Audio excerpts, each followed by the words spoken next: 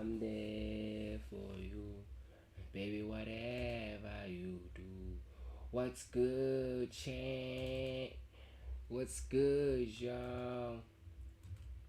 Big key. I didn't. Where's the camera here? Fuck, gotta fix the cam.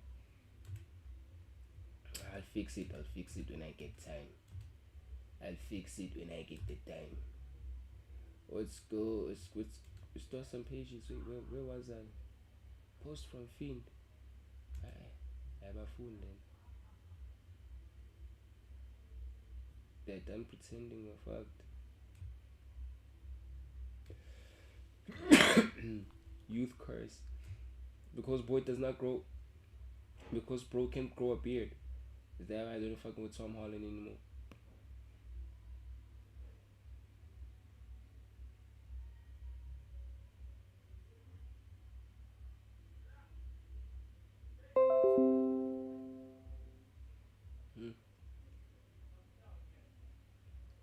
Okay, let's start with the Tom Holland video. Start with this one. A beer that was smoothly serenaded by angelic voices. For most actors, fame arrives in stages. A small indie here, a supporting role there, a few years of auditioning, waiting tables, and wondering if the phone will ever ring again. Then, maybe, if the stars align, a breakthrough. And after that, years of proving it wasn't luck. That is the normal path, the slow climb, the gradual construction of an identity. Tom Holland never had that. In 2015, he was a 19-year-old British dancer with a few credits to his name. He had played Billy Elliot in the West End. He had survived a tsunami in The Impossible. Good kid, promising, but unknown. Then Marvel called, and everything changed overnight. Within months, he was standing next to Robert Downey Jr. on the set of Captain America: Civil War, wearing a suit that would define the next decade of his life. He wasn't ready. How could he be? No one is ready to become Spider-Man at 19. But Hollywood didn't care about readiness. It cared about momentum. And Tom Holland had just become the engine of a billion-dollar franchise. Here is what the industry saw. A young man who could do his own stunts, who could cry on command, who looked like a teenager but worked like a veteran. He was charming, athletic, and genuinely likable. A rare combination. Studios began projecting greatness onto him. But projection is not the same as development. It's your boy, FIEND. Donna Sekasi 1496. If you guys are new to the channel, be sure to subscribe to the channel. We drop content daily and we go live every single day. Shout out Anthony. What's good, Anthony? Nothing much. What's popping, bro? When are you guys shooting, bro? And I was supposed to send back KS like a song, but I never did the streaming session where I was recording on that beat he sent me. But I'm supposed to send him a song, but it was like salsa, I guess. He ruined his life after clapping his cheeks. What? Okay, let's watch this one. When El Capitanes elite climbers fall to their deaths. People standing in the meadow. On any given morning in Yosemite Valley, you'll find people standing in the meadow below El Capitan, with their necks bent back and binoculars pressed to their eyes. They're looking for dots, tiny moving specks against 3,000 feet of near vertical granite, the largest exposed rock face on Earth. Most days they spot a few. Some days they watch something go wrong. Here's what nobody tells you about El Capitan's death toll. It's not beginners. It's not tourists who wandered off trail and grabbed the wrong ledge. The people dying on this wall are the record holders, the guides, the... God damn, what are your hobbies? Since this video is more about rock climbing, what are your hobbies, guys? Me, guys, you know, I'm a music guy, so I don't do the climbing up mountains. I do not want to fall to my death. I enjoy the ground. I enjoy women. I enjoy titties. I enjoy grounded things. I don't like climbing up. No, I don't do that. No. The specialists who've climbed this exact route so many times, they could do it in the dark. And that familiarity, that total mastery, is precisely what makes it lethal. The more times you climb El Capitan without dying, Welcome the to the more late your night brain show. convinces you that you've solved it. You haven't. You've just gotten closer to the edge without realizing it moved. Fatally curious. My bad, y'all. Phone Wow, cracked nobody while can touch. vlogging? Good thing you're naked and can submit claims in minutes on the Naked app. I Get just naked. keep it 1,000 with y'all. I just keep it about 1,000. I don't do crazy hobbies, bro. Like, I don't even like swimming inside swimming pools, bro. That's just how paranoid I am of that shit, boy. That's just how paranoid. I don't even swim in no swimming pools, gang. Like, I have a very thin tolerance of danger, guys. Like, I Before this is coming 1958, from a guy El who Capitan climbed up wasn't a climbing objective. building once. It was a wall the So best I wasn't climbers in the doing it. It was world kinda like looked a at, train station, right? thought about seriously, and walked away from. The granite itself was the problem. Most rock faces have cracks, seams, ledges, Yeah. natural features you can wedge your fingers and gear into. El Cap has almost none of that. The rock cooled so slowly underground over millions of years that it formed with barely any internal fractures, leaving behind a 3,000-foot sheet of stone so smooth and featureless it Bro. looked less like a mountain and more like the side of a But building. then, like, why are people trying to climb this fucking boy? Why y'all trying to climb this mountain, though? Like, this mountain, can't you see this mountain and say, do not climb me, Nick? God damn, bro. The Awanichi people, who lived in the valley for Shout out, generations before European Awanichi. settlers arrived, called it Toto Kon Ula, chief of the valley, a sacred Ula sentinel, Ula. something you didn't Exactly. climb, something that watched you. The first person who decided to ignore all of that was Warren Harding, and his reasons weren't purely spiritual. Harding was competitive, obsessive, and running second in the informal race to claim California's Great Walls. In 1957, who? his rival Royal Robbins Shout out you guys. Be sure I get them subs up. If you're new to the channel, it's your boy FIENT. Tonasakasi 1496. This is the late night show, and you guys are tapped into the late night show with your boy. Be sure y'all chillax and relax. We're about to have some fun, watch some videos, react, have a couple of laughs. Chat. Let's get it. had let's beaten get him it. to the first ascent of Half Dome's northwest face. Shout out, Harding y'all. Be sure I needed get them something subs bigger, up. and El Capitan was the obvious answer.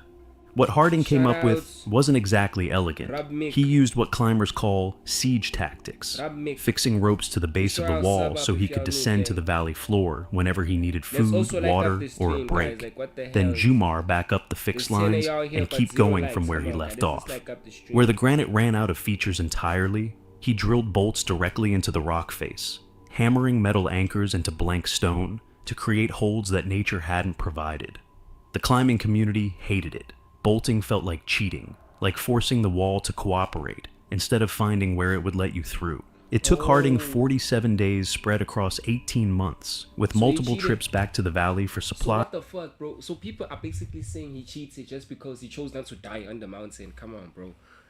This is some extreme sport, bro. This is the same as those wingsuit guys. Like, this is extreme sport, dog. And by his own account, them considerable subs up, amounts Jack. of wine. On November 12th, 1958, Did he die? he pulled over the rim at the top. The nose of El Capitan had been climbed for the first time, but Harding's blueprint, get up by any means necessary, immediately had a challenger waiting in the wings. Who was that? The- Royal Robbins made the second ascent of the nose in 1960, Did- and he did y'all did it in read that? 7 I was days unable without to read once that. returning to the valley floor. No fixed ropes to the ground, no bailout option. You committed to the wall. Please make me a mod, bro. You just got here, dog. At least stick around for like 5 streams or 7 streams, gang. Like, you just got here, bro. Legit. Like, at least stick around for a little longer, bro. Let's at least have the other moderators see you around, talk to you, and all those things before you can ask for a mod, dog. Like, wall, you're still and you new, stayed bro. until you were done. It was a direct public rebuke of everything Harding had done, and in the small, intensely opinionated world of Yosemite climbing, everyone active understood exactly what it 12/7. meant. The tension between the two men simmered for Nah, a that's decade dope, bro. before it You exploded can into subscribe. something almost You can comical. subscribe to the channel, In bro. 1970, Harding was back on El Cap with his partner Dean Caldwell, You didn't even this time on a subscribe, new bro. route called the Wall of the Early Morning Light, later renamed the Dawn Wall. They drilled nearly 300 bolts and spent 27 days on the face, which included riding out a massive storm while hanging thousands of feet above the valley. News helicopters circled. The National Park Service grew alarmed and dispatched a rescue team. She's all yours. Yo, guys. Yes. Hey, guys, we went through to surprise. Harding lowered a handwritten note from the wall. A rescue, it read, was unwanted, unnecessary, and will not be accepted. Robbins responded the only way he knew how. He started climbing the dawn wall from the bottom with a hammer, intending to chop every single bolt out of the rock and erase Harding's route from the face of El Capitan entirely. He made it about halfway up before stopping. Whatever he thought of Harding's methods, the climbing itself was Shout out, undeniably brilliant. He left the bolts in. The two men Yeah, never bro, stick fully around for a couple reconciled their more streams. disagreement, and neither did the community around them.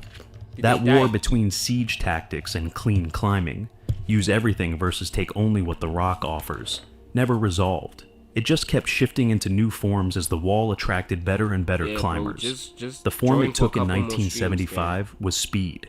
John Long, Jim Bridwell, and Billy Westbay linked up the nose in a single day, 15 hours car to car. How old are a you, push bro? that compressed Harding's 47-day epic into How old something are a you? fit team could do before dinner.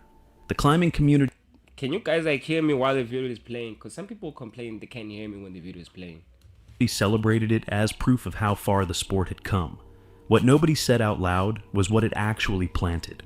The idea that time on El Cap was a metric, that a slower ascent was a lesser one, and that the next generation's job was to keep cutting the clock. That idea didn't stay theoretical. It grew into a culture, and the culture eventually started collecting bodies.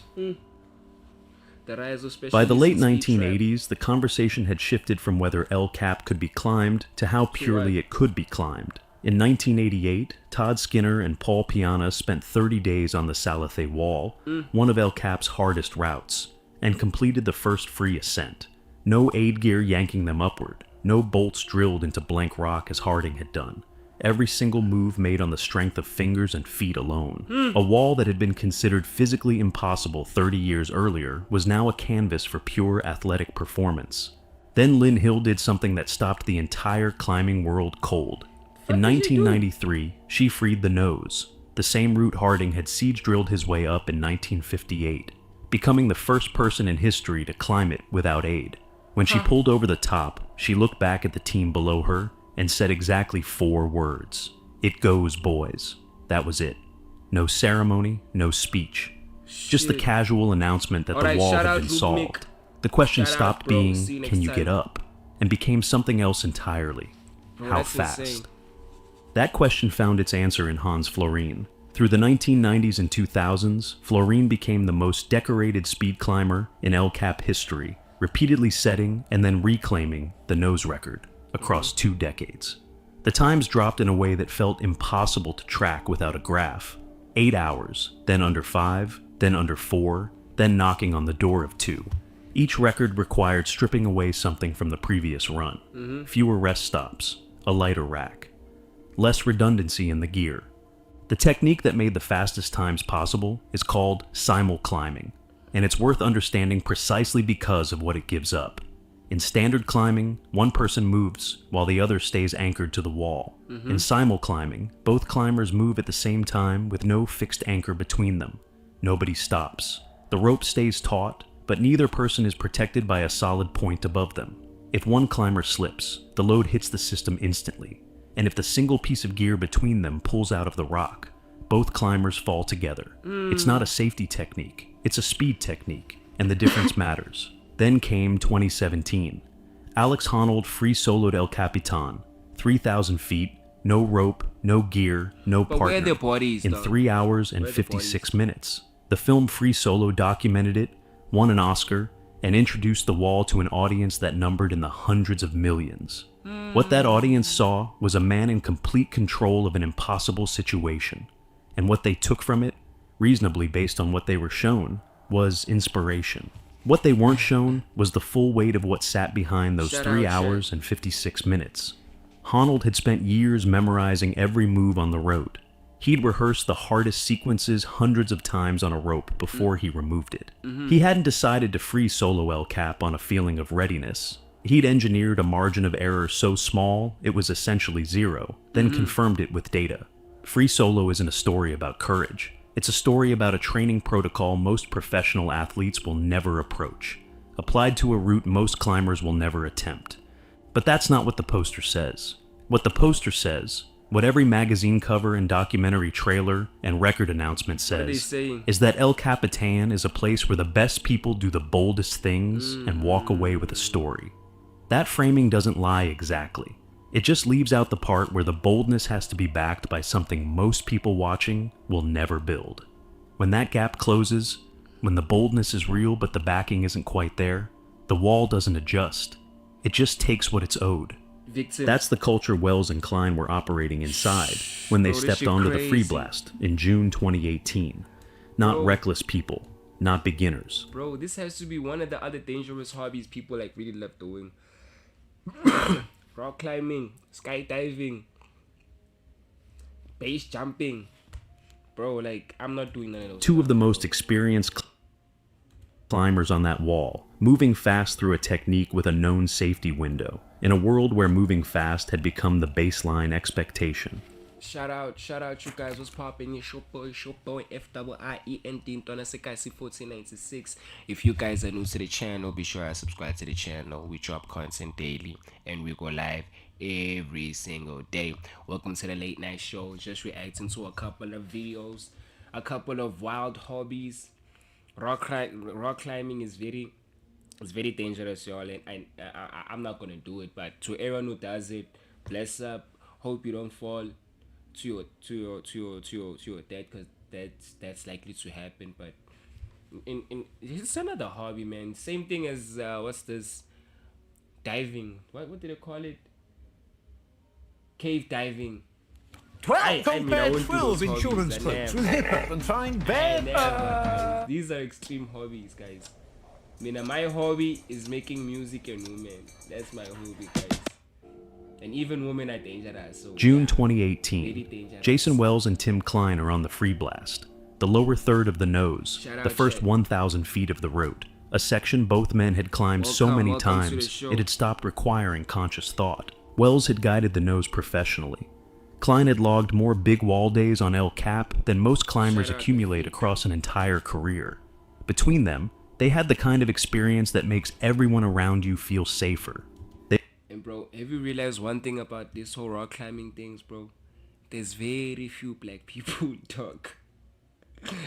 Like, there's very few black people. I haven't seen like in this video, I haven't seen a single black person do this shit, dog. Like, They were short fixing. We're It's a not variation on simul climbing, where the leader pushes ahead to the next Nah, anchor, 'cause while the we follower is definitely still gonna climbing, so nobody is ever fully the problem with us, we definitely stopped. gonna fall. Nobody We definitely waits. gonna fall In standard climbing, there's always at least one person fully We are anchored to the going to wall. fall in. Short fixing creates windows, brief but real, where neither climber is.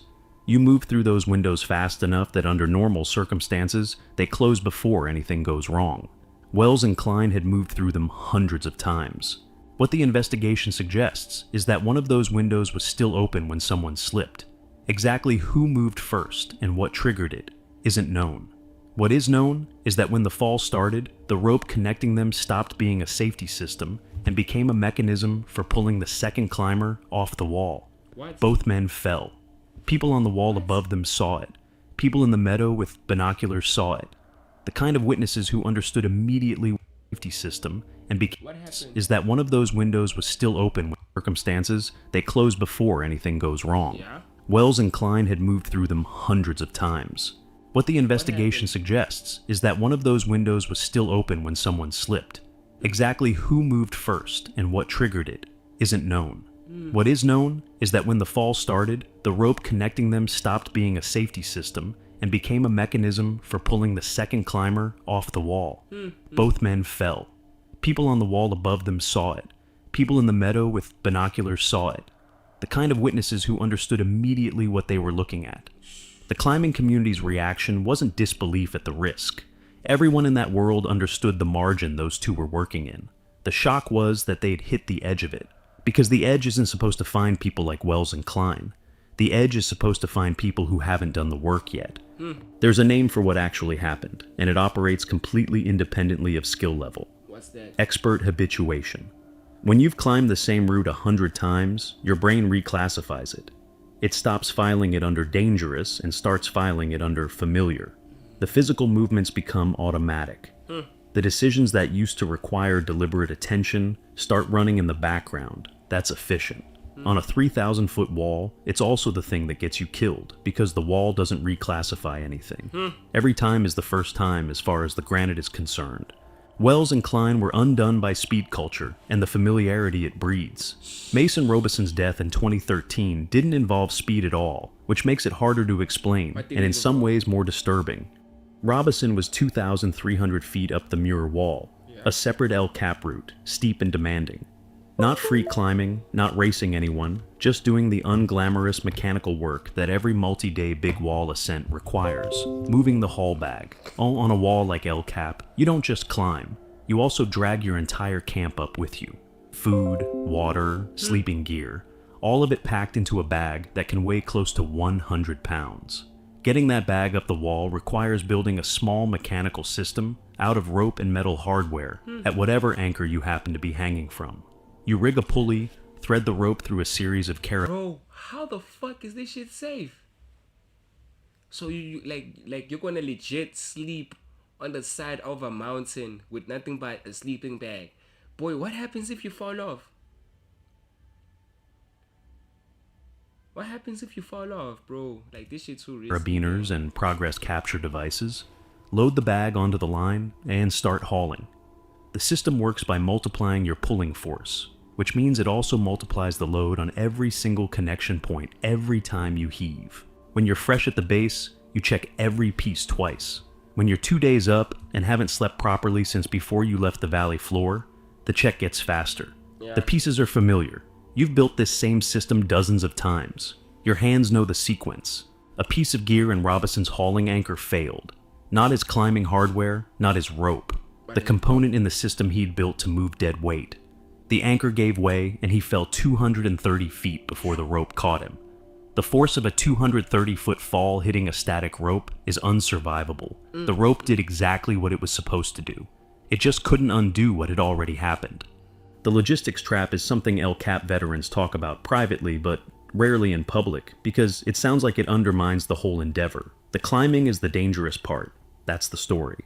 But on a wall this size, every transition, every night on the wall, every time you rebuild your hauling system on a ledge barely wide enough to stand on, you're trusting a small mechanical assembly that you constructed while exhausted. Each piece has to work, every single time. There's no margin built into the system for one bad connection, one carabiner loaded sideways, one device that seated slightly wrong. Robeson wasn't pushing any limit. He wasn't chasing a record or moving through a technique safety window. He was doing maintenance work at altitude, the same task he'd done dozens of times before, and one piece of metal held until it didn't. The wall doesn't grade the difficulty of the moment that kills you. It doesn't reserve the fatal ones for the bold moves. It just waits for the system to have one flaw, wherever that flaw happens to be. In February 2025, a 23-year-old climber named Balin Miller died on El Capitan. He wasn't a weekend adventurer or a content creator chasing views. He was a serious alpinist with real big wall experience, the kind of climber whose resume made other experienced climbers take him seriously. He was attempting a solo ascent, a genuine undertaking that only a small number of people in the world are equipped to attempt. He needed to clear a stuck haul bag, the same kind of routine logistics work that killed Mason Robeson 12 years earlier on a different part of the same wall. To do it, he had to rappel down. Rappelling off the end of your rope is one of the oldest and most preventable fatal errors in climbing. You miscalculate how far the rope reaches or the rope shifts during descent, and suddenly there's nothing below your last knot. Miller rappelled off the end of his rope and fell to the base of the wall. He didn't have a camera on himself, but the wall is visible from the valley floor, and people were watching. Other climbers on the face, observers in the meadow below, the same meadow where people have stood with binoculars for decades. The moment his fall was confirmed, it spread online within hours. A third-party account posted the news to a climbing audience that numbered in the thousands, and from there it reached people who had never heard of Balin Miller and had no context for what a solo ascent even involves. The comments rolled in anyway, tributes, arguments, strangers processing something they'd watched at a distance without understanding any of the technical reality behind it. What that moment added to everything that came before it isn't a new way to die on El Cap. Rappelling errors have killed climbers for as long as rappelling has existed. What it added was an instant distributed audience for the aftermath. People who found out in real time through social media that someone had just died on a wall they'd seen in a documentary and filed under incredible things humans do. Since Free Solo turned El Cap into a globally recognized landmark, the wall has become a content backdrop in a way it never was before. That shift changes the decisions climbers make on the face, and not in ways that make the climbing safer. When thousands of people are watching, retreat reads as failure. Hesitation reads as weakness. Pushing through uncertainty reads as the story your audience came to see. The camera doesn't intend to push anyone off a wall. It doesn't have to. The pressure it creates is built into the format. Risk normalization is the mechanism underneath all of it. When a wall is famous enough, when its danger is the reason people are watching, the danger stops functioning as a warning signal. It becomes the product. Like these people, The thing that makes the content worth watching is the same thing that makes the climb potentially unsurvivable, and the audience can't tell the difference between someone who has managed that equation correctly and someone who hasn't. Not until the feed goes quiet. El Capitan is a public wall inside a national park. No license, no test, no gate. Yosemite Search and Rescue goes up after anyone who doesn't come down, and the rangers who do that work describe it as one of the most psychologically brutal assignments in the service. Not because of the physical recovery, but because of how often the person they're looking for had done everything right for years and ran out of runway on an ordinary task on an ordinary day. El Capitan today is more crowded, more filmed, and more famous than at any point in its 66-year climbing history. And the gap between what people think the wall is and what it actually is has never been wider. The deaths here don't cluster among beginners. They follow a pattern. Speed culture that trades safety margins for seconds. Mechanical systems that fail under weight at altitude. Rock that detaches without warning. And an attention economy that sends people up with an audience in their head instead of the wall in front of them. Harding spent 47 days getting up the nose the first time. Honnold did it without a rope in under 4 hours. The wall gave both of them the same terms. It doesn't negotiate based on preparation or reputation, and it doesn't factor in how many times you've already beaten it. Every year the records drop a little further, the cameras get a little... Bro, that shit crazy though. That shit crazy.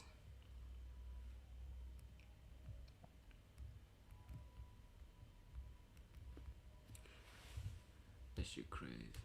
Deep in the unmapped center of Antarctica, on the frozen slopes of Mount Elizabeth, 3 human bodies remain frozen inside a smashed plane. Rescue teams had to leave them behind because the freezing winds and massive snowslides made recovery impossible.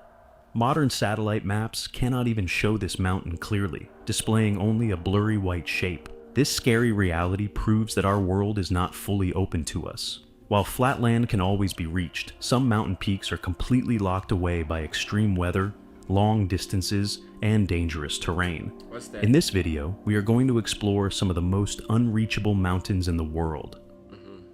Mount Omine stands in Nara Prefecture, Japan, rising to 1,719 meters, or 5,640 feet. For over 1,300 years, this peak has been the center of Shugendo, a spiritual practice of extreme abstinence. To keep the mountain pure, women are strictly banned from entering the traditional route to the summit. Large wooden gate...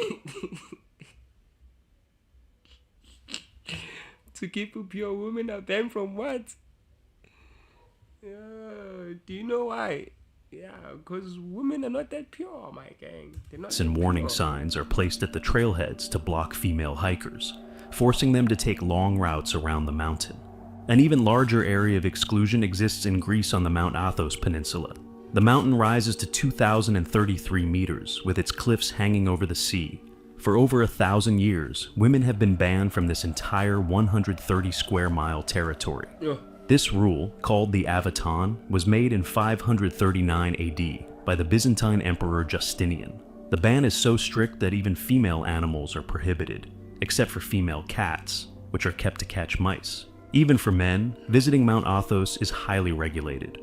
Only 100 Orthodox Christian men and 10 non-Orthodox men are allowed to enter each day. You must get a special permit called a daimonoterion before boarding the boat. If a woman tries to sneak in disguised as a man, she faces up to 12 months in a Greek prison. The only way women can see the monasteries is from boats that must stay at least 500 meters away from the shore. These sacred mountains are guarded by human laws, locked gates, and active patrol guards who enforce these ancient rules daily. But what happens when the human rules disappear, and the mountain itself uses the wild forces of nature to stop you? To find a mountain where nature builds the barrier, we must travel to the northern corner of Myanmar, where Kakabo Razi stands.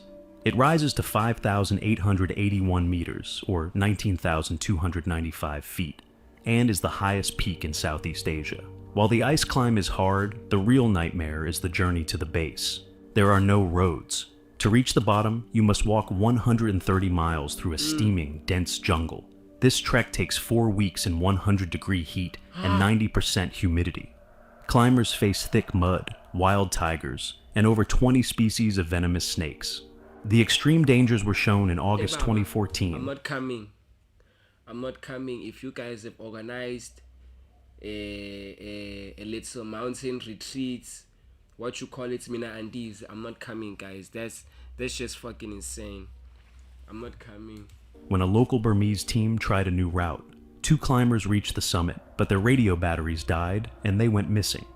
The national search went on for weeks. Yo, they're playing Lil Wayne. What's the song? Is it Good Christian with a song? No, I'm on that good cushion alcohol. Yeah, I got down bitches I can call. Yeah, I don't know what I would do would I fall. Yeah, I'm a fall to the day I fall apart. Yeah, dog is my bitches love my. What the fuck, boy? I'm in here streaming, dog. Niggas is having fun outside, boy. Niggas is having fun outside. I'm in here streaming and Tragically, shit, bro. a rescue helicopter crashed in the thick trees, killing 1 pilot. The surviving pilot and a passenger had to complete an 11-day survival trek through the trackless jungle just to find help. The missing climbers were never found. Later that year, a National Geographic team arrived to measure the peak. They were immediately placed under town arrest in Putao for 4 days because of the recent tragedies. Once released, they couldn't find enough porters because it was harvest season. They had to throw away their heavy cameras, food, and clothes just to carry their own bags. They traveled for 38 days, only to turn back at 5,742 meters due to hypothermia and dangerous knife-edge ridges. Hacking through the thick jungles of Myanmar is slow, exhausting, and highly unpredictable. Moving further southeast into the Pacific, this jungle barrier takes on an entirely new look, where the thickness of the Why the fuck would you go traveling in the jungle, dog? trees actually blocks modern map tools. Maybe I have more sense than these people, or these people they just don't give a fuck about that. Prove that God exists? Why the fuck would you do that? The island of New Guinea has some of the most rugged, untouched terrain on Earth. Here, the mountains are protected by a major problem called canopy occlusion. This means the tropical forest trees are so thick and close together that they block the sky completely. Satellite cameras cannot see the ground through the heavy leaves, making maps outdated, incomplete, or completely wrong. One of the most isolated peaks here is Mount Kabangama, rising to 4,104 meters, or 13,465 feet. It is not a very tall mountain, but it is deeply hidden in the wild. The last recorded climb of Mount Kabangama happened on May 16, 1979, by a climber named John Titt. Since that day, no one has stood on its summit. There are no trails or base camps, and climbers must... Like John Titt, like one tit, like the left tit. John Titt. Damn, boy. So like, what did he say when his whole family is in the room? Like, the titties ever.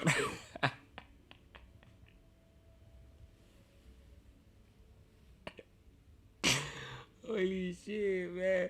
So like, what happens when the whole entire family just arrives like all at once? Do people say like the titties are here or the tits are here? Oh, dog, damn, bro. Walk through muddy swamps and trackless forests, figuring out the route in real time.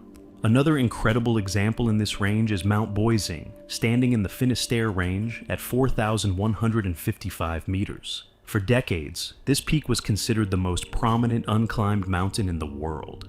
It was so remote that it was not even named on official government maps.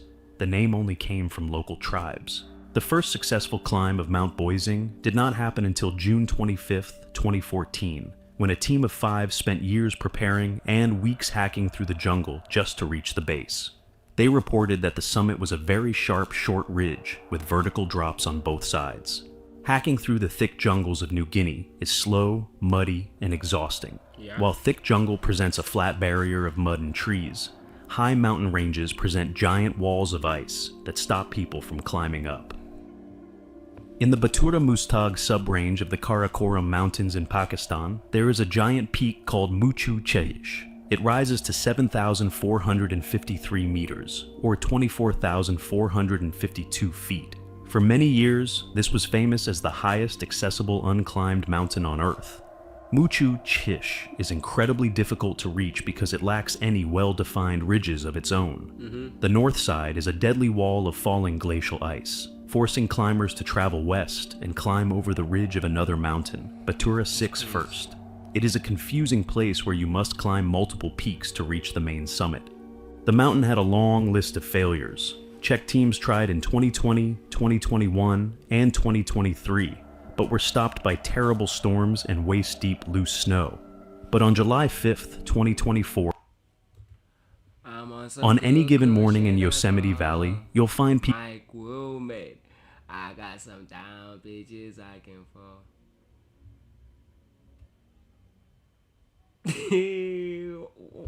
What the fuck, Karen? What the fuck, Karen? Bro. Mountains kill in ways that are almost impossible to prepare for, and in ways that are entirely preventable.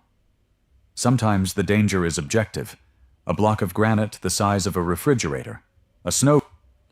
What the fuck, Karen?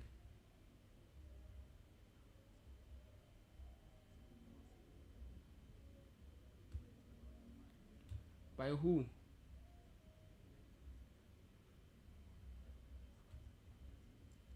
There are many sports that carry risk. Motorsports, mountaineering, downhill skiing, so on and so on. In each of them, athletes push themselves into environments where mistakes can be serious, sometimes fatal. Yet in most of these disciplines, layers of safety have evolved over time. Protective equipment has improved, regulations have tightened, courses are designed with risk mitigation in mind. The danger is still present, but it is managed. Base jumping means thousands of feet in the air with time to recover from mistakes. Base jumping starts low, very low. In many cases, there is only a few seconds between stepping off the edge and impacting the ground. Over the last few decades, base jumping has developed a reputation as one of the most dangerous sports in the world. The fatality rate is significantly higher than traditional skydiving, and incidents occur with a frequency that continues to shock even experienced jumpers. Entire websites are dedicated to documenting the deaths of participants, listing names, dates, and locations in a growing archive that spans continents. This is not a sport with occasional tragedy. Risk is built into its foundation. So what is it? Well, let's talk about it. Base jumping as a recognizable sport began in the late 1970s in Yosemite National Park. At the time, parachuting itself was already well established, but almost all jumps were made from an aircraft at high altitude. The idea of stepping from a fixed object, particularly a sheer rock face, was viewed as reckless, even within the skydiving community. One of the key figures in turning it into something structured was Carl Bonisch, a cinematographer and experienced skydiver. Bonisch became fascinated with the idea of launching from cliffs rather than planes. In 1978, he and a small group of jumpers made a series of leaps from El Capitan in Yosemite, carefully documenting them on film. Those jumps are widely regarded as the birth of modern base jumping. It was Bonisch who later formalized the acronym BASE, standing for Building, Antenna, Span and Earth. He did this to categorize the 4 types of fixed objects from which people jump: He even created a numbering system, issuing base numbers to jumpers who successfully completed at least one jump from each category. In the early years, equipment was basic. Parachutes were adapted from skydiving rigs that had been designed for far higher deployments. There were no purpose-built base canopies, no wingsuits, no widespread instruction network. Exit techniques were experimental, and miscalculations were common. Many of the first jumpers were essentially learning through trial and error, even though the risks were obvious. Unlike skydiving, where jumpers may exit at an aircraft at 10,000 to 15,000 feet, base jumps often begin between 300 and 1,000 feet. That dramatically reduces reaction time. In skydiving, a malfunctioning parachute can sometimes be cut away and replaced with a reserve. In low altitude base jumping, there may not be enough height for that second chance. As the sport expanded, it also attracted increasing scrutiny from authorities, particularly in the United States. Base jumping was formally prohibited in the US national parks under federal regulations that restrict parachuting and air delivery activities without special permits. In places like Yosemite, where the sport had effectively been born, jumpers faced likely to potential. I still supporting DDG, of course. Fuck is you talking about?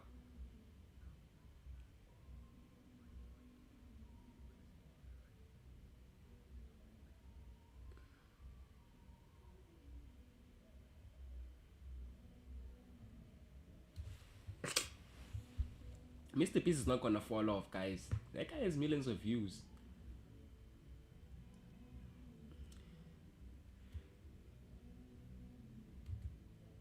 What does 5 years look like for DDG?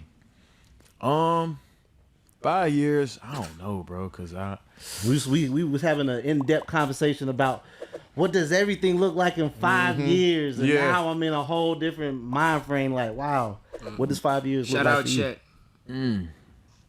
I mean, one of my biggest goals is to sell out an arena. Okay, I've been talking about it for so long. It's gonna be a cool little you got the right documentary. people around you for that. Yeah, whenever that happens, it's gonna be a nice little documentary. But I think that's arena tour. You know, more hits to come. Really just focusing on the music. Okay. Not giving up on what I'm already doing and the content stuff, obviously, but definitely shifting the focus to music. Really? Okay. Do you know what I must say about him trying to shift the focus to music, dog? I don't think he'll be able to do it. He likes working too much.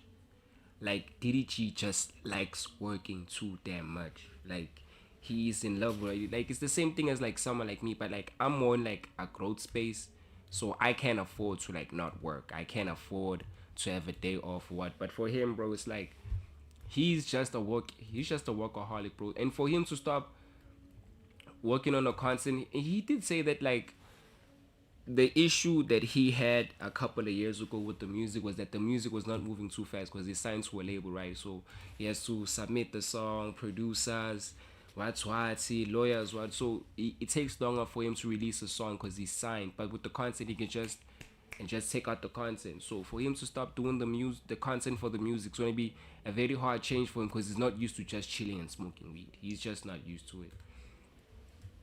But that was my 2 cents.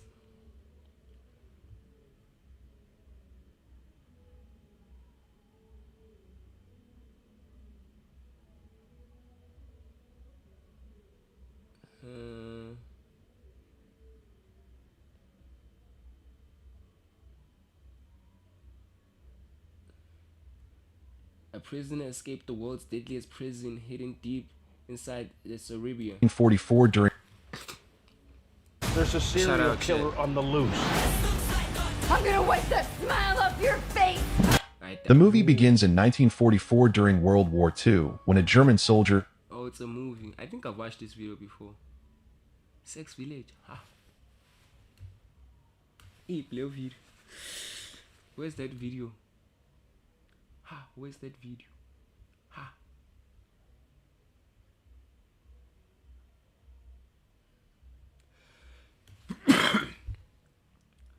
What I was asked to do to become rich and famous. Sheesh. Some guys, they really don't give a fuck.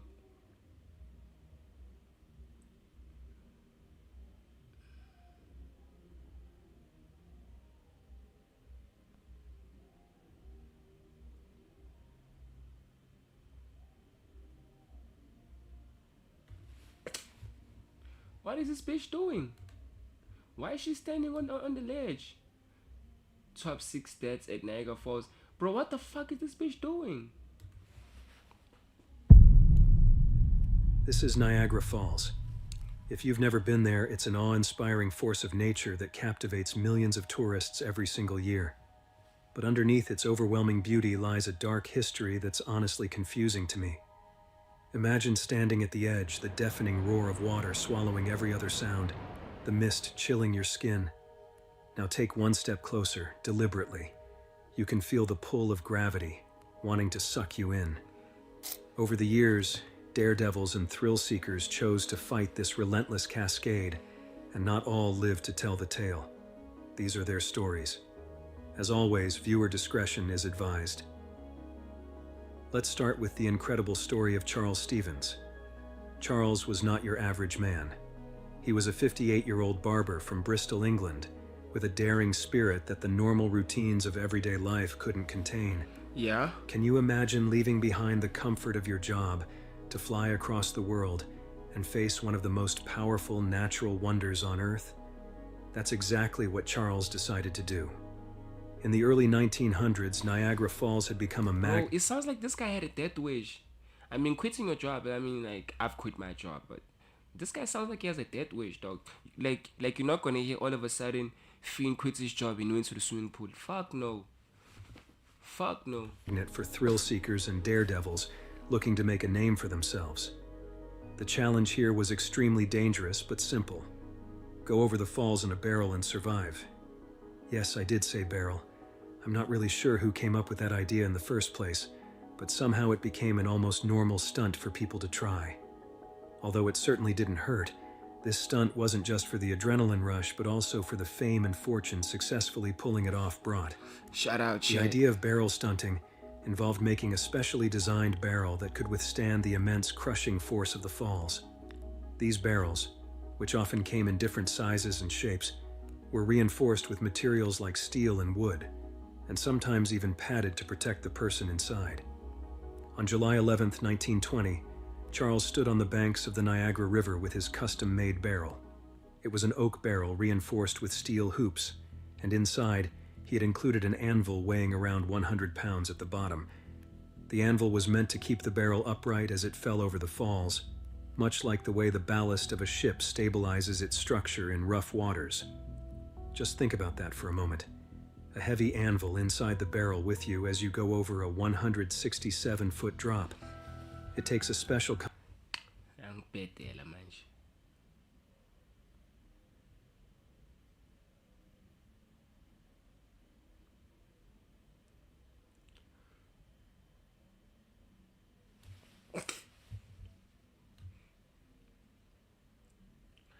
legs ripped mid-air. Bro, what kind of videos are here though? The most brutal punishments in human history. What the fuck is this? If history has taught us anything, it's that humans don't just punish, they innovate pain. Across centuries, entire empires have crafted punishments so cruel, they blur the line between justice and barbarity. Yeah. Like strange and intriguing stuff? Make sure to subscribe and hit the notification bell. Because today, we're unveiling the most brutal punishments in human history. And trust me, some of these will haunt you. It starts with laughter. A tickling foot, a strange sensation.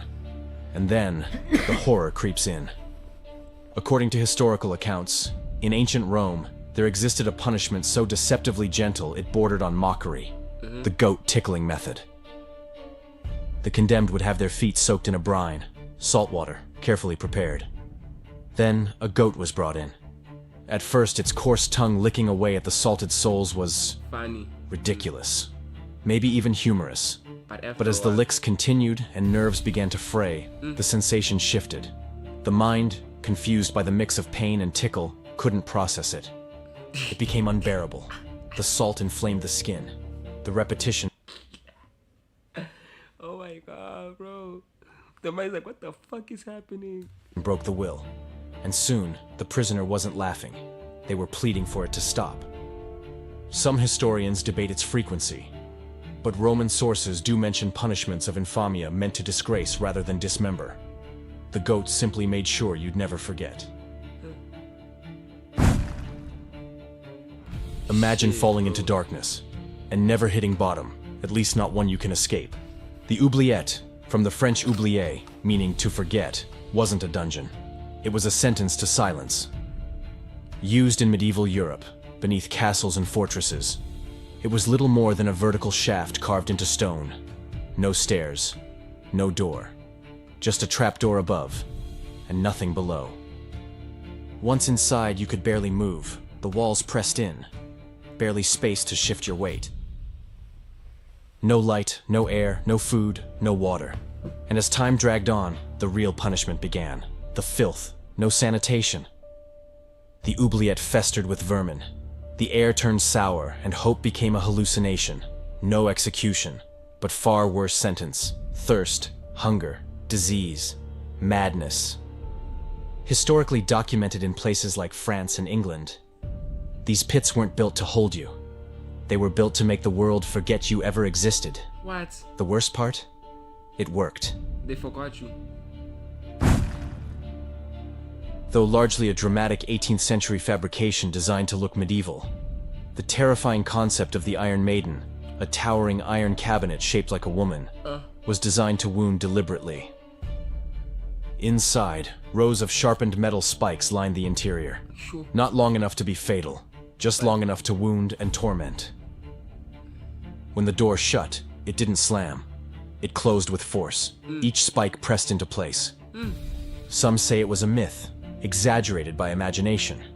Others point to the 18th and 19th century displays in Germany as proof that something like it existed.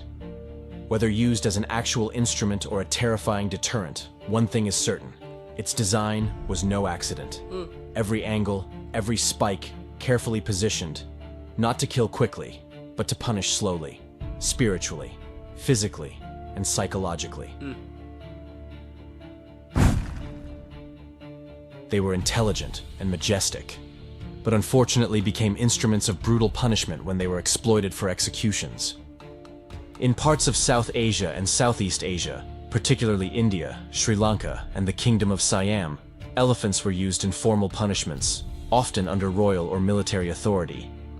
The practice, known in some accounts as gungarao, involved the use of specially trained elephants to carry out death sentences. How? Controlled by handlers using vocal commands or pointed tools, the animals would apply just enough force to either end a life swiftly or delay the process. In Sri Lanka, reports describe elephants fitted with blades on their tusks. In Siam, now Thailand, some were trained to lift the condemned before delivering the final crushing blow. It was a form of justice meant to demonstrate order and control. Historical records from as early as the 5th century BCE document this practice.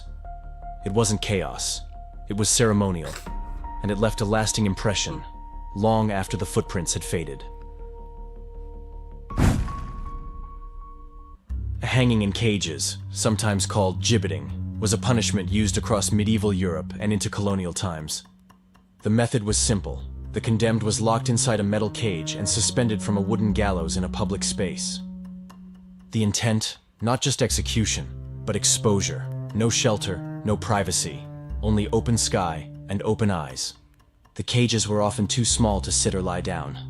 Victims remained upright for days, exposed to the elements. Burning sun, pouring rain, freezing winds. With no food or water, death came slowly, through dehydration, starvation, or temperature extremes. And when death did arrive, the body wasn't removed.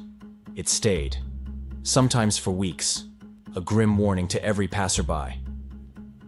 Gibbets were common throughout the Middle Ages and into the 18th century, especially in England and France, where public deterrence was the goal. No rope, no blade, just a cage, and the long, open stare of judgment. The scold's bridle, also known as the brank, was a punishment device used primarily in Britain and parts of Europe between the 16th and 18th centuries. Its targets?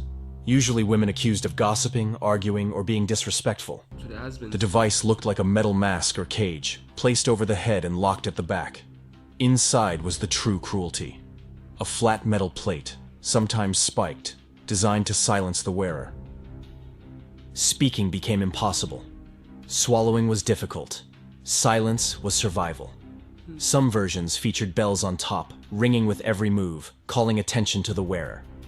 Others had exaggerated facial features, turning shame into theater. Those sentenced were paraded through town, jeered at by onlookers. It wasn't just punishment, it was a public humiliation. Though occasionally used on men, it overwhelmingly targeted women, reinforcing social control through fear and silence. Today, surviving a— Oh shit. This is why like they would say that like women back in the day used to listen, not in terms of like they listened because they wanted to, but because there were punishments for not listening. Shit. examples sit behind glass in museums. But centuries ago, they broadcasted a simple message. Your words are dangerous, and we decide when they stop. At first glance, it didn't look threatening. A small pear-shaped device made of metal, oddly delicate in its design. But this was no fruit. It was the pear of anguish, a tool meant to silence, shame, and instill fear. According to historical accounts, the device featured a screw mechanism that, when turned, caused its segmented sides to expand outward. Its purpose? To cause internal pressure and pain, slowly and deliberately. It was reportedly used during the late Middle Ages and Inquisition-era Europe. Targets included those accused of heresy, blasphemy, or speaking against authority. Some accounts also mention its use against people accused of lying or causing public disorder. Whether or not it was commonly applied is still debated, but its threat was real enough to be recorded, and its presence alone could be enough to force a confession.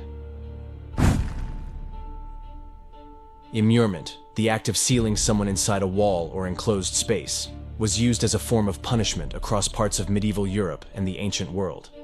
No chains, no executioner, just a wall, slowly closing around you. In many cases, the condemned were placed inside small chambers, sometimes just large enough to stand, with no exit, no light, and no airflow.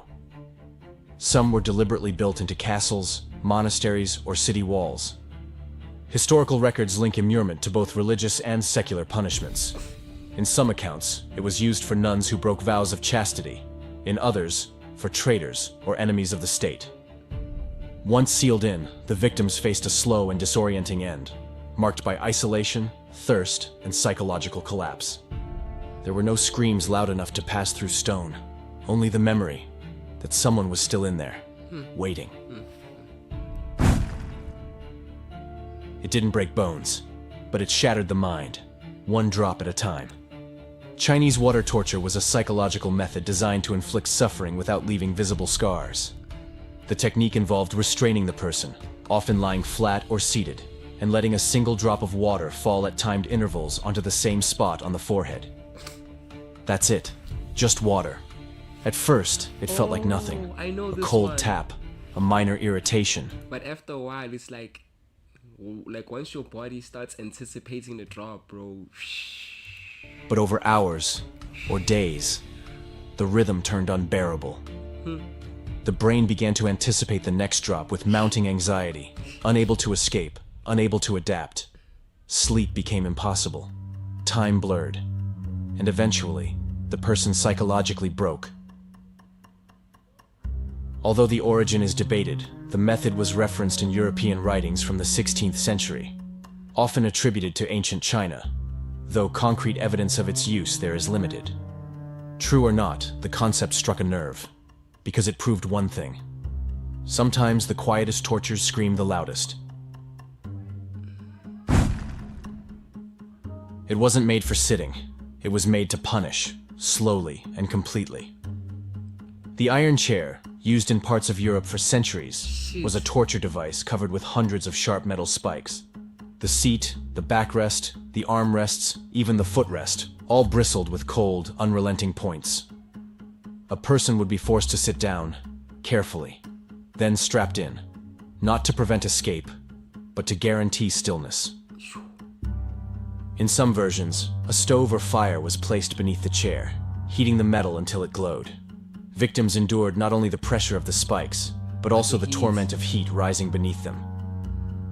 According to 19th century reports and preserved examples, The iron chair was used both as a punishment and an interrogation tool. Some victims were forced to remain in place for hours, even days, until exhaustion or infection set in. It wasn't a fast punishment, it wasn't a clean one, but it sent a message. Pain can have structure. The chair didn't move, and neither could you.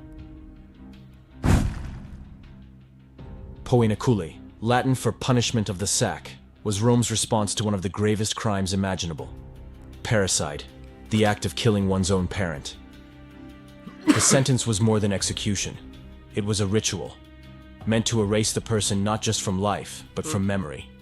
Here's how it worked. Shout out The Cheppy condemned Sean was Summer. beaten, then sewn into a large leather sack. Not alone. Shit. Around 100 pounds at the bottom. Why did she The do anvil like was that? meant to keep the barrel upright as it fell over the falls, much like the way the ballast of a ship Cut off their stabilizes dicks. its What? structure in rough waters.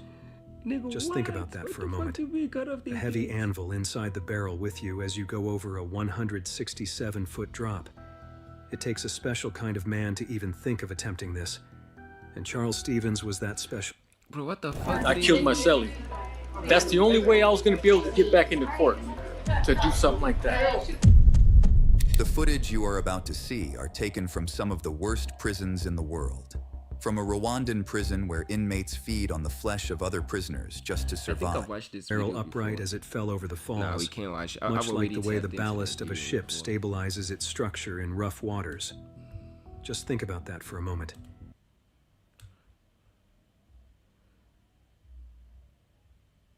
Ooh, skydiving gone wrong.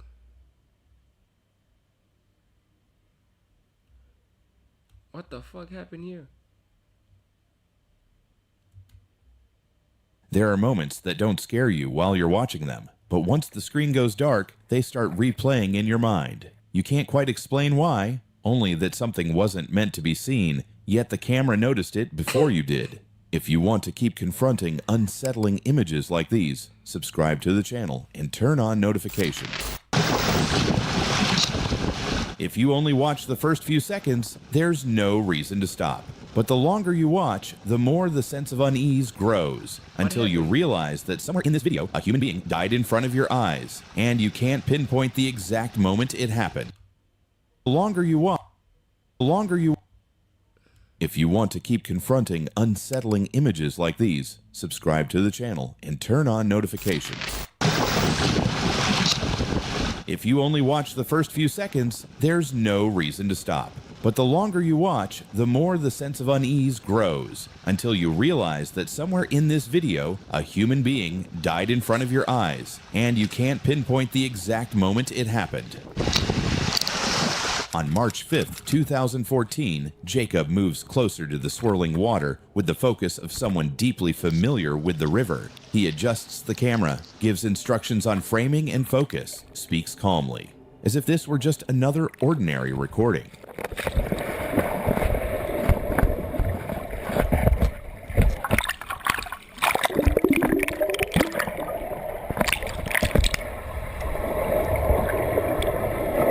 Why the fuck is he going next to the... Bro, don't go towards that thing, bro. What is that? Is that that's not a cyclone. What is that? What do they call those things again? What is bro doing?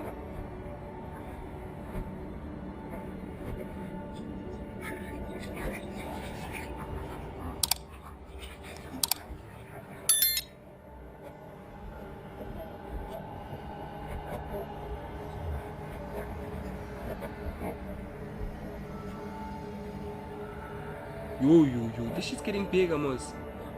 What the fuck is bro doing?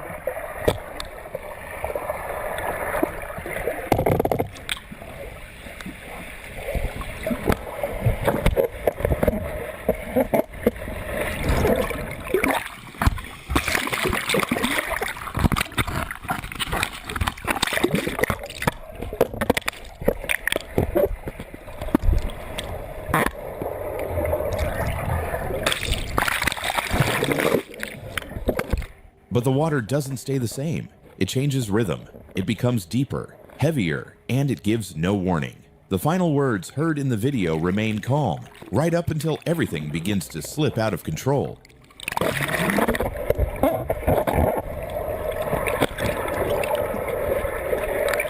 was he doing, bro? Like, I don't get what was he doing? I don't get it. Like, dude, like, what is he doing this? I don't get it.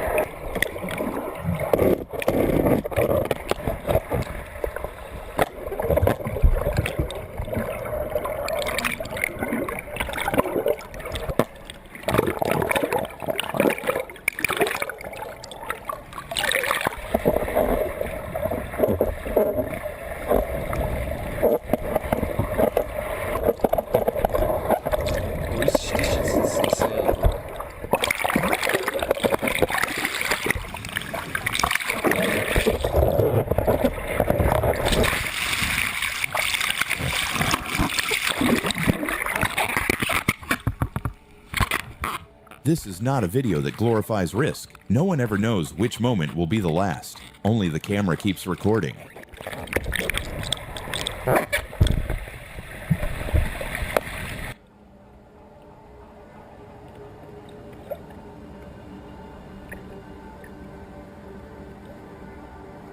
A whirlpool.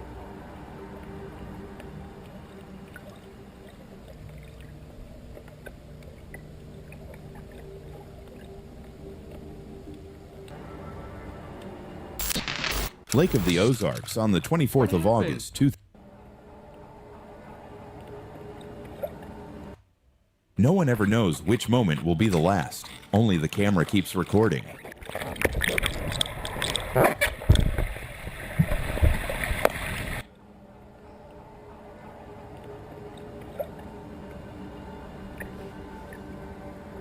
Jacob died. For this footage, we are under illusion.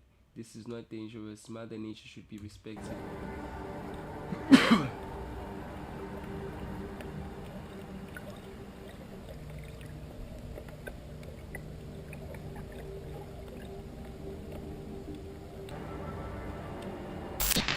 Lake of the Ozarks on the 24th of August, 2012. A boat carrying 7 people set off amid laughter, as if it were nothing more than a casual ride on the water.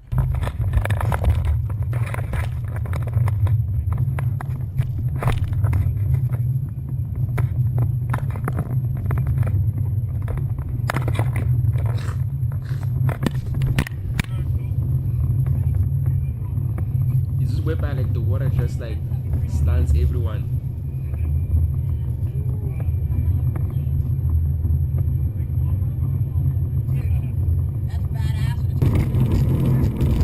Yeah, it's that video whereby like the water just But just seconds later, everything slipped out of control.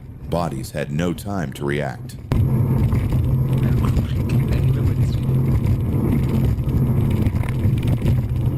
Here we go.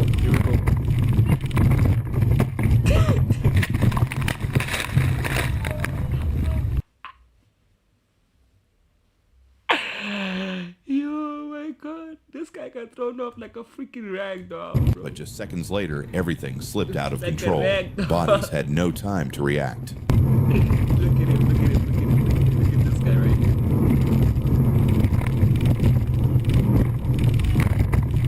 Fun.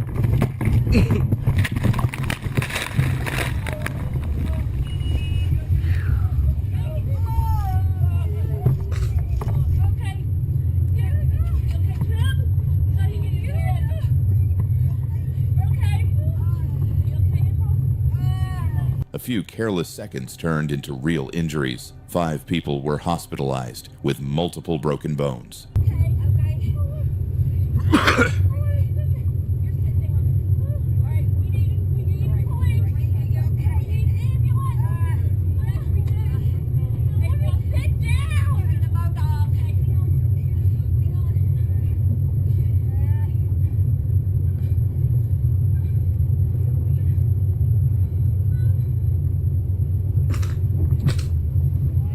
Oh goddamn, she's actually hurt. Oh no, she's fine. Oh no, she's fine.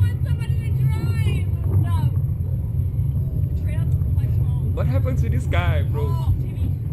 Can you talk, Jimmy? Can you talk, Jimmy? Is he dead? How's your back? How's your back? Huh? We need help.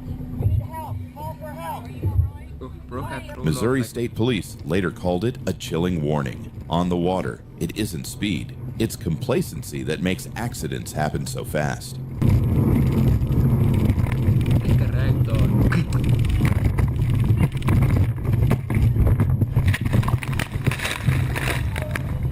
Yo, this chick got the worst of it though. She literally went from here to here to here. Holy shit, it's cheating. On December 7th, 2019, the D-Gark channel shared a Shout video out, chat. that has Get them since subs been up. seen as a chilling reminder for anyone who believes they always have control in the sky. Connector. Mistake number one. Mistake number one. Connected carabiner to the Velcro, not the actual webbing to the extension of the hang. I don't understand what the fuck y'all saying.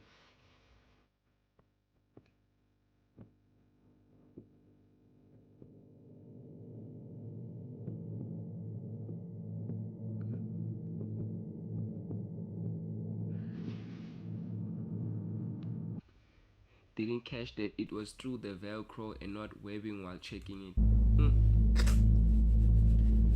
Like, did it fall out the sky or some shit? Or did it break?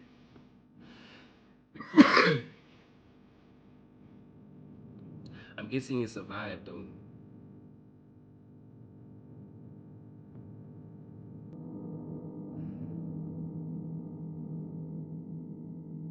Bro, like this sound is not the one. Like this sound just makes everything worse. Very fortunate thing, I was struggling to grip down tubes I had on, so I decided to take them off before launching. I was struggling to grip the down tube with the gloves.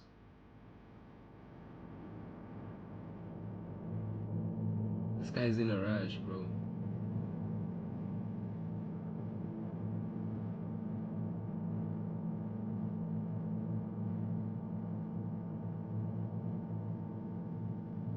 Gone.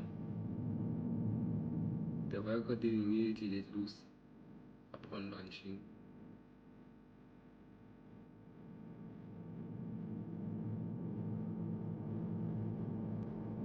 Yo, this shit looks fun though.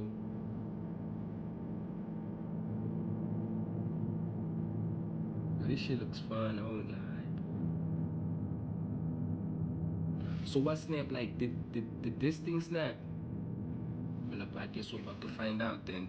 Because of a single mistake during preparation, the safety harness separated from the paraglider while he was airborne. He was forced to cling tightly to the control frame just to stay alive. He chose not to attempt a water landing, knowing the descent speed was too fast and the risk of becoming trapped was extremely high.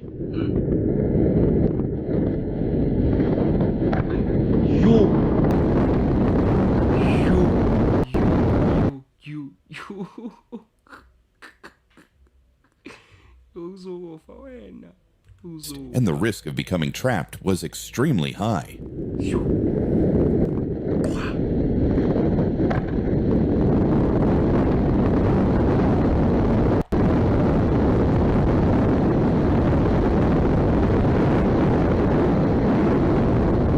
Yes, you let go at some point. Let go. Fortunately, the incident happened while he was facing into the wind, which significantly reduced his impact speed on landing. He survived with minor injuries, but later admitted that if this had happened in mountainous terrain, the outcome could have been very different. That's so funny.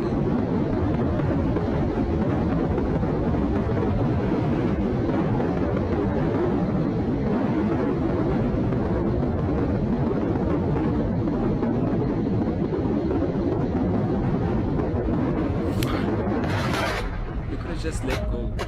At that moment, you could have just let go. In paragliding, even the smallest mistake can push you into a situation where there is no second chance. On May 23, 2014, the On Demand News Channel posted a video that from the very first seconds made viewers understand the person holding the camera was recording his own final battle. I got trapped here instead of this ledge, my arm I can't use. John All, an American mountaineer, fell into a 22-meter deep crevice in the Himalayas, Nepal, severely injured and trapped on a narrow ice ledge. In the freezing cold and darkness, John filmed himself, not to tell a story, but to avoid disappearing into silence. Boy, it's too soft. I can't talk because I have a broken rib, I think. Or my chest is filling with blood or something. So I fell all the way down there. I've crawled out through here.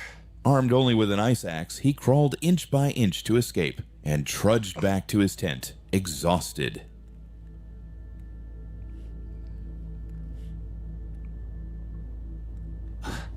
Out through this thing.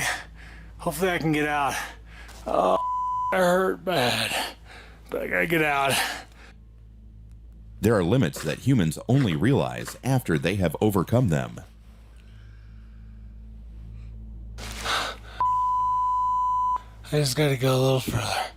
I can do it. There are moments you wish you had looked away, but the camera didn't. On the 11th of May, 2021, the channel Weekend Mish captured a rare instant, one where nature offered no warning of what was about to happen.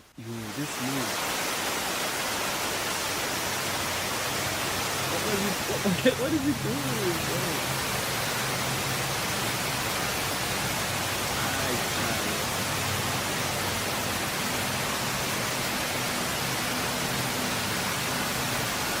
Oh, he's trying to get out.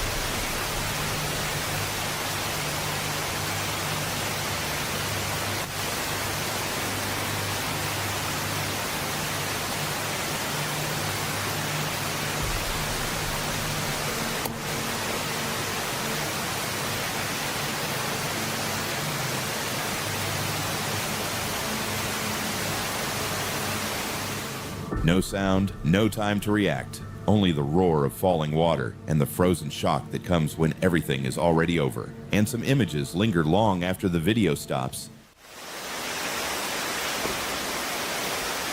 Holy shit. Oh. Is he dead? Oh my god, I just got that on film. Where is he? A fucking deer just walked across the slip, chased after that bull, and just fell and died right there. Holy shit. I don't have a knife.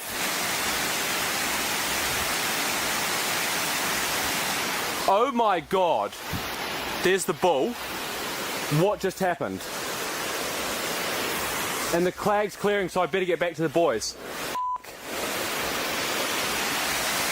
I've got a literal bread knife.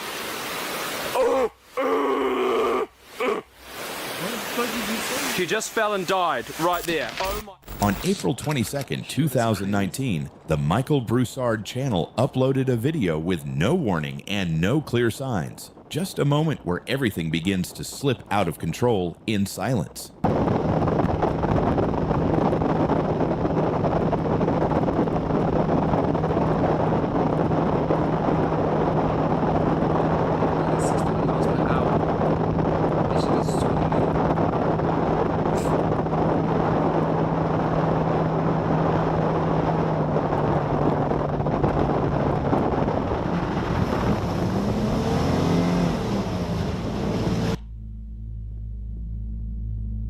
I think it turned too quick.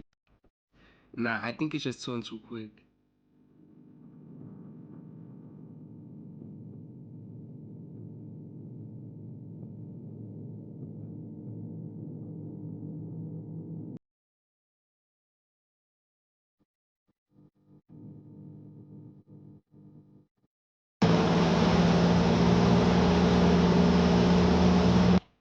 Holy shit. They survived only because help arrived in time, and the lesson is unmistakable. On the water, mistakes do not give you a second chance. It's crazy.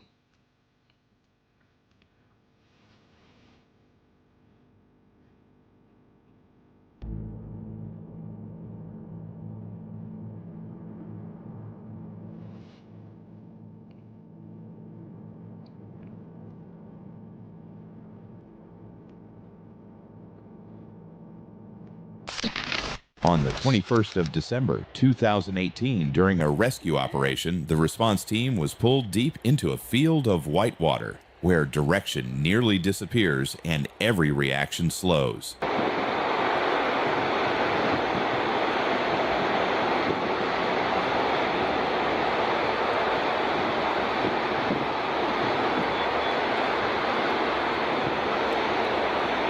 Holy Yeah, he's cooked. He's cooked. He's still up. He's cooked. He's cooked. He's cooked.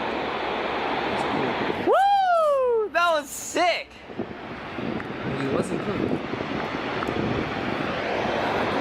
That is cooked. Now with the rescue, get him out of there. Wow, well done.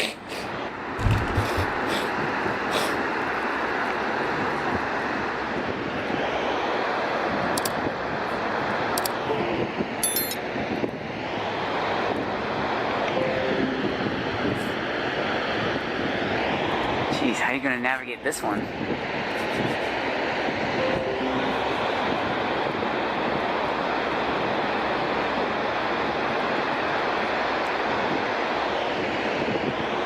Looks like we're caught inside here. Quickly turned into a sort of situation.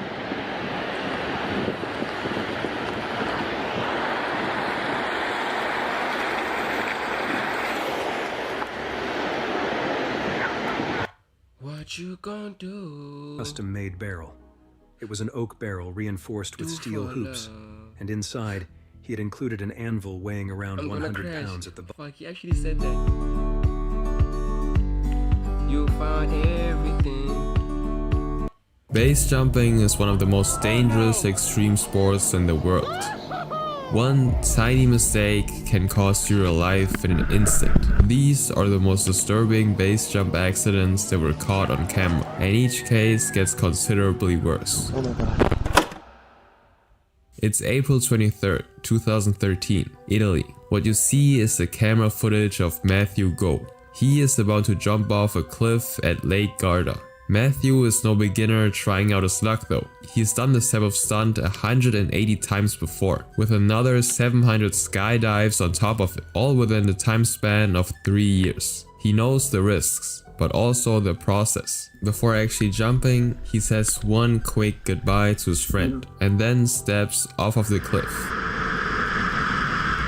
He free falls into the open air. The first few seconds go as planned. He performs a so-called Shrek, a maneuver to maximize horizontal movement. He does everything in his power to move away from the rocks that are right beneath him. And then he pulls the parachute, the thing that is supposed to slow him down and keep him safe. But instead of a smooth deployment, the parachute twists on itself. When it finally inflates, it's backwards. And instead of slowing down, Matthew starts spinning out of control. The cliffside, which he was supposed to be far away from, makes impact with his legs. He's not sure if they're broken. He slams into it at full force and then continues to bounce off of rocks. The parachute twists even more, dragging him down the cliff. He's completely powerless, while his body spirals towards the ground at 40 miles per hour. The final impact is coming soon, and if he just hit the floor straight up, it wouldn't end well for him. But as he looks down, he sees the worst possible landing spot. Sharp metal spikes sticking out of the ground, used for hanging wetsuits, but there's no way to avoid them. He's about to be impaled, and the last thing he can scream out is...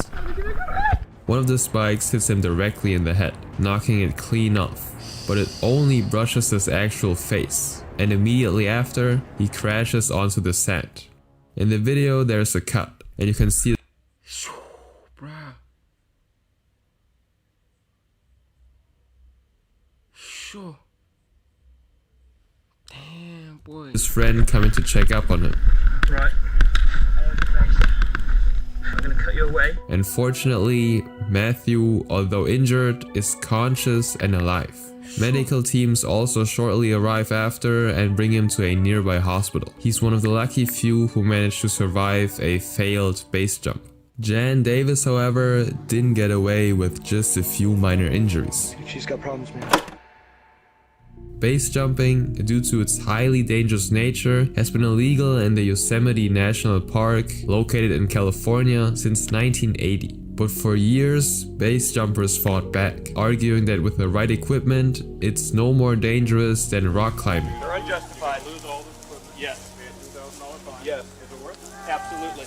I would go up right now and do it again for another $2,000. If I can free up this clip for other jumpers to make the same jump that I just did. But nonetheless, the rules stayed the same. On October 22nd, 1999, Jan Davis, a seasoned base jumper, decided to prove that this very rule should be changed. She had over 800 jumps to her name, and her plan was pretty simple. Make a flawless, controlled descent to show that base jumping can be practiced without anybody being hurt.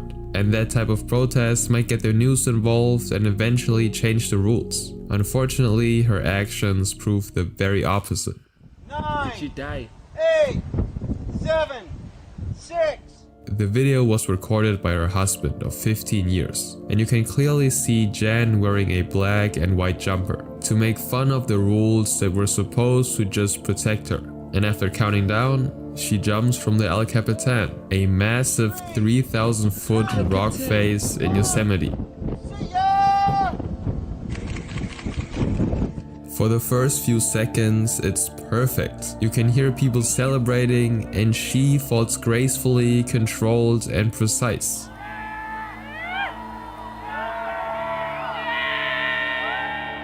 But just a couple of moments later, people can already tell that something is going extremely wrong. She's got problems, man. Jan doesn't deploy her parachute, and then nothing.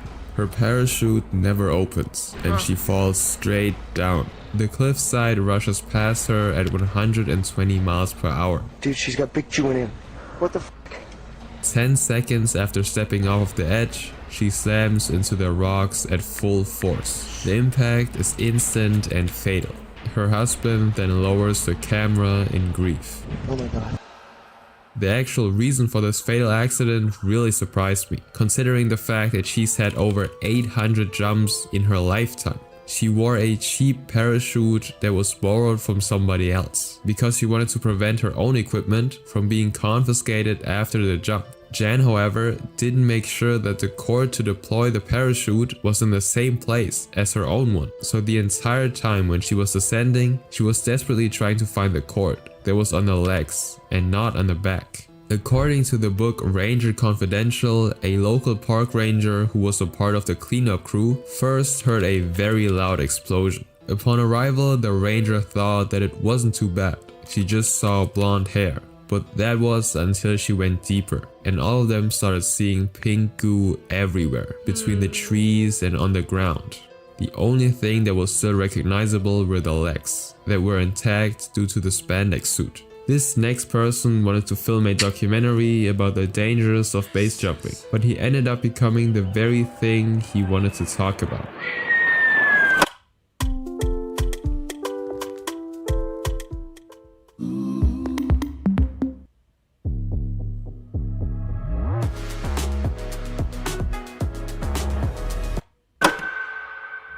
This is Ian Flanders. He was born in LaPorte, Indiana, not far from Chicago. Although he had a fairly normal childhood, something just always drew him towards the more extreme sorts of activities, and he most definitely did not refrain from them.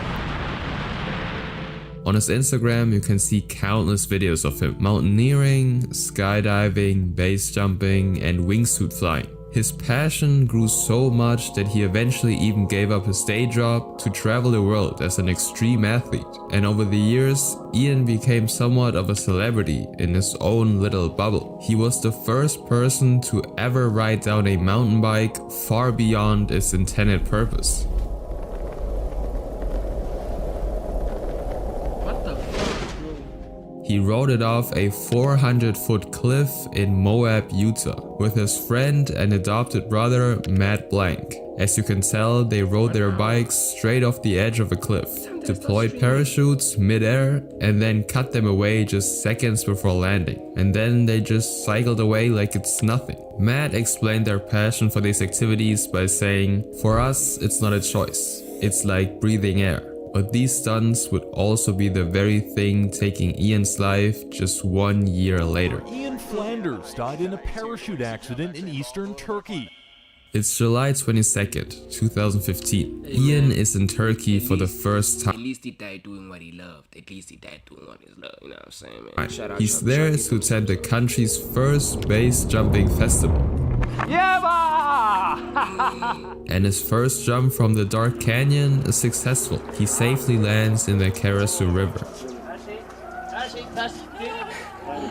News stations also gather around the event to report on it, and Ian is one of the many athletes who volunteers to talk to them. In his interview, he talks about the jump he just made with his wingsuit, telling them how great it was. This village is gorgeous. The people have been very friendly, very hospitable. It's been great. And right after his quick talk, he decides to go for his next jump. Another simple and quick one to warm up before actually moving on to the more extreme base jumps. Yet again, he's standing on a 900-foot cliff. He steps forward and then jumps off. According to witnesses, Ian performs the signature backflip maneuver and then free falls. But just seconds after jumping, things go south. His foot gets tangled in the parachute's deployment bridle, the most important piece of equipment for pulling open the parachute. He tries to free himself, but there's simply not enough time. His parachute only slightly opens, and he falls helplessly towards the rocks. And the people standing around can only watch as he crashes onto the sharp rocks at insane speeds, and one cameraman simply follows his movements until he touches the ground. Matt watches him fall and goes after him, but the moment he arrives in the river, Turkish rescuers have already reached Ian in their boats, and there's no question about it. Ian passed away on impact, doing what he loved. Now, for someone who was a seasoned professional at base jumping, this simple routine jump seems almost impossible to end his life, which makes his case just even more tragic. His friends described it like this: it was like a NASCAR driver surviving a dangerous race, only to crash on his way home. The event was halted after his passing, and Ian was never able to finish his documentary about the fatality of base jumping. This next person also lost his life in a matter of seconds because of one tiny mistake. It's January 27, 2024, Pattaya, Thailand. What you see is 33-year-old Nathi Odinson standing at the edge of a 29-story building, preparing himself for yet another base jump. Good luck, brother. Originally from Cambridgeshire, England, Nathi turned his love for skydiving into his full-time job. He was a photographer at a skydiving center in North Lincolnshire and recorded a lot of the skydives and base jumps on his social media. He had over 500 jumps from all over the world, including America, Spain, New Zealand, the Philippines, and Thailand. But despite all this experience, on January 27th, none of it would matter. Eyewitnesses reported seeing a man fall to the ground after crashing through a tree.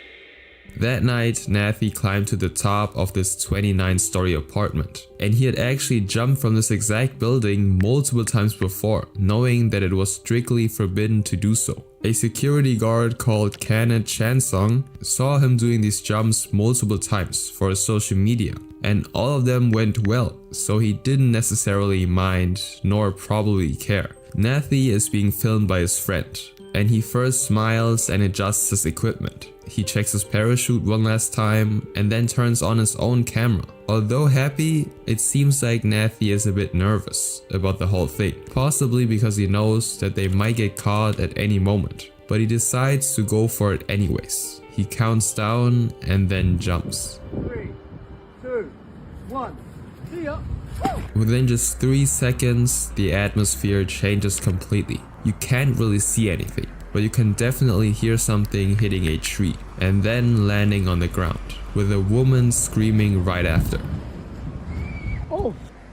Nathy's parachute didn't open, and the same security guard who saw Bro, every time this guy dies, it's because of the parachute, dog. I don't fucking trust the parachute. I don't fucking trust the chute, gang. I don't him do the stunt multiple times walks over. He first just thinks that a big branch fell down, but it doesn't take long until he figures out that it was a person that made this loud noise. Just like that, Nathy lost his life. A British base jumper has died in Thailand after his parachute failed to open as he plunged from a 29-story building. Looking back at the video, you can actually tell what was wrong. According to Nathy's brother, as Nathy was standing, he was holding a white mini parachute, which is called a pilot chute. It has a cord going to the main chute, which is also called the bridle. Normally, you would just throw the pilot chute into the wind flow, which would then deploy the main parachute in his back. This way, he would fall down safely without any injuries. But with Nathy's parachute, the bridle is routed through the harness, which means that there was never the chance for it to open the main chute. It was a simple user error. The equipment was also later checked by a professional, and according to him, it was in perfect condition. This next case is truly disturbing, considering the fact that everything was broadcast live.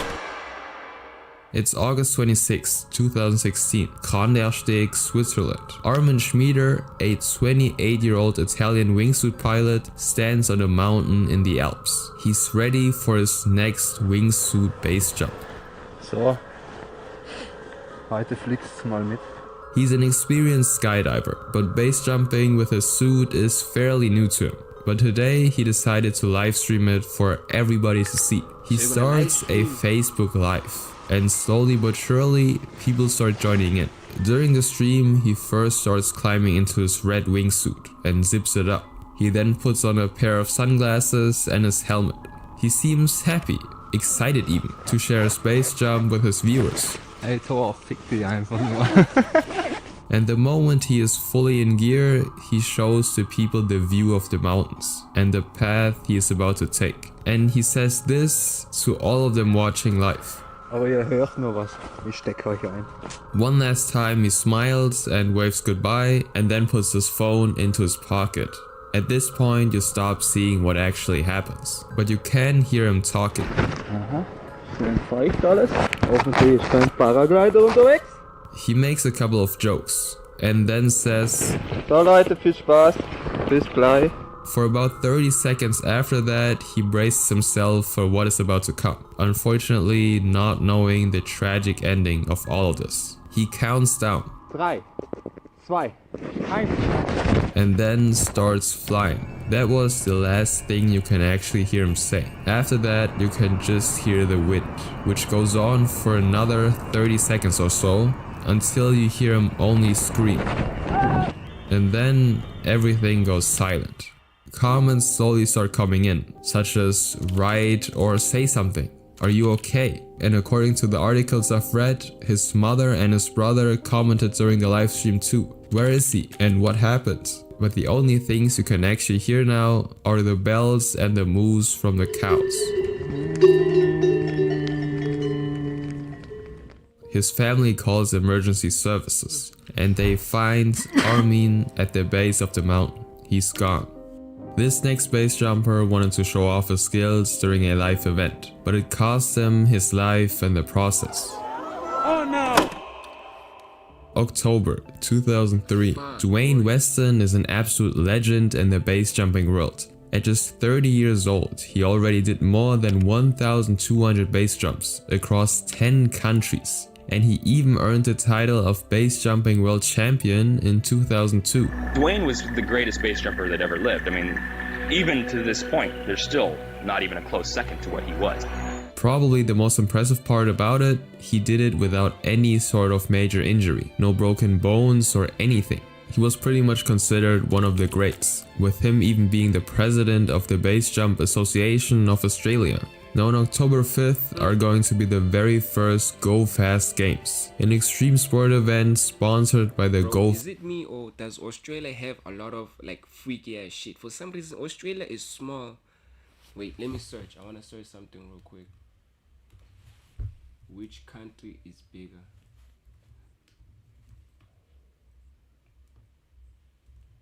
Country is bigger, Australia or South Africa?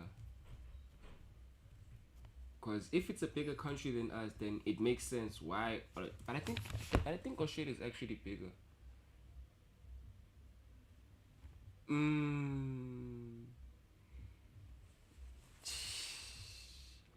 God damn, boy. Australia is significantly larger than South Africa. Australia has an area of approximately 7,741,220 square kilometers, while South Africa covers about 1 million. Bro, them people is six times bigger than us, dog. 6.3 times big. Oh wow. I'm low-key disappointed, but I understand since Australia has a lot of freaky ass animals over there. Oh wow. Fast sports and beverage company, and it will also include base jumping and wingsuit flying.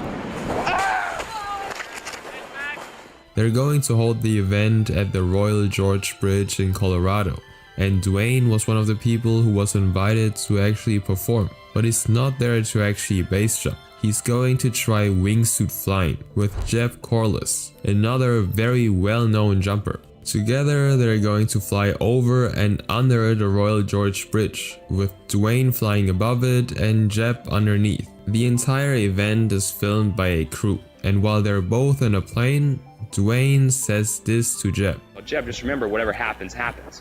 I just kind of looked at him and was like, duh, I mean, really? I mean, I'm like, that's a weird thing to say. Why would you even say that to me? A thing that sounds really confusing. I mean, yeah, whatever happens does happen. But in hindsight, it sounds like Dwayne knew the risk he was about to personally take. I've been advised by my ground crew that it looks bad for a jump. They both eventually jump off the plane, and the bridge that they're slowly approaching is filled with people filming. They're about to witness a stunt nobody has ever done before.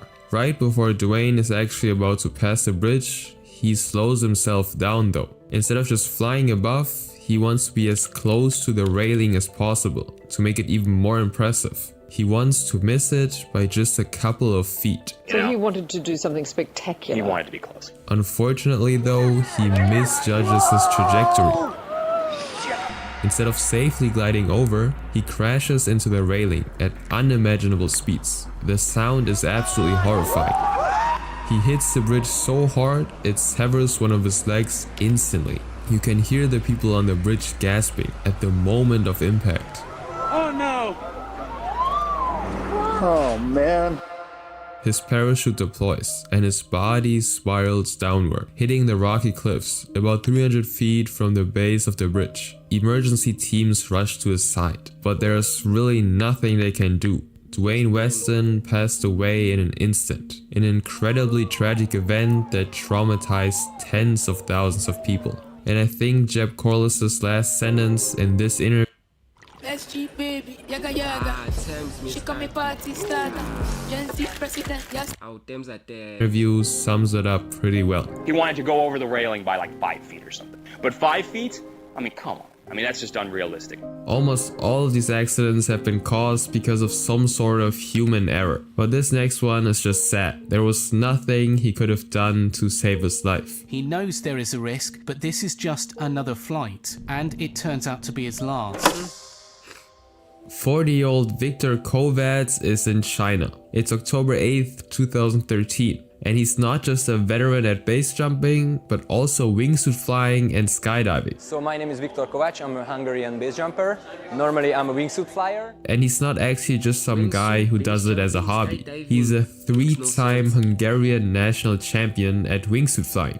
And today is his trial flight for the upcoming World Wingsuit Championships hosted by Red Bull. The official event will be held in just 3 days, so he has to make this jump. He needs to jump from the Tianmen Mountains 2,300-foot cliff and fly down with his wingsuit. For pros like him, it's nothing out of this world. Just a year prior, this kind of stunt was already done, so he doesn't seem particularly nervous. And a couple of guys actually just jumped before him. At exactly 2:51 PM, Victor takes a step forward, and he jumps off of the platform with other athletes and crew watching. His only goal now is to arrive at the designated landing stop.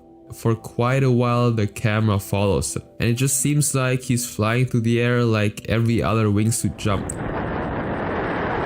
But just before he's supposed to touch down at the landing spot, he doesn't just lose control, but his parachute simply doesn't open. He pulls it and nothing is happening. Kovac appeared to lose control as he approached the landing spot and his parachute failed to open. The video loses sight of him as he eventually vanishes into the trees, and all the people watching are wondering if he's fine. At this point, the event organizers decide to call for help. Nearly 200 rescuers, including firefighters and police, rush to actually look for him in the remote valley beneath the cliffs. And even though they look for him the entire day, they simply can't find him. It's not until the very next day that they find his remains. Kovac's body was found on Wednesday morning at the foot of a cliff in Tianmen Mountain National Park in Zhangjiajing City. His skull fractured on impact, and his parachute really never opened. He passed away on the spot. Until now, nobody's really sure what actually happened to him. But the most likely cause is that there was a malfunction in the parachute system itself. The organizers then issued a statement after his tragic discovery, saying that we are deeply saddened by Viktor Kovac's passing, and our thoughts and prayers go out to his parents and friends during these difficult times. The event was called off completely. All of these accidents are incredibly tragic, but every single kind of sport has them, such as this one.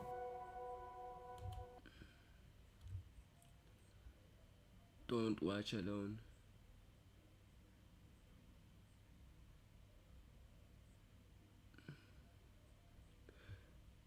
Why am I watching all this base jumping spirit? Bro, why am I watching all this shit before I go to sleep, dog? I'm gonna be fucking traumatized, dog.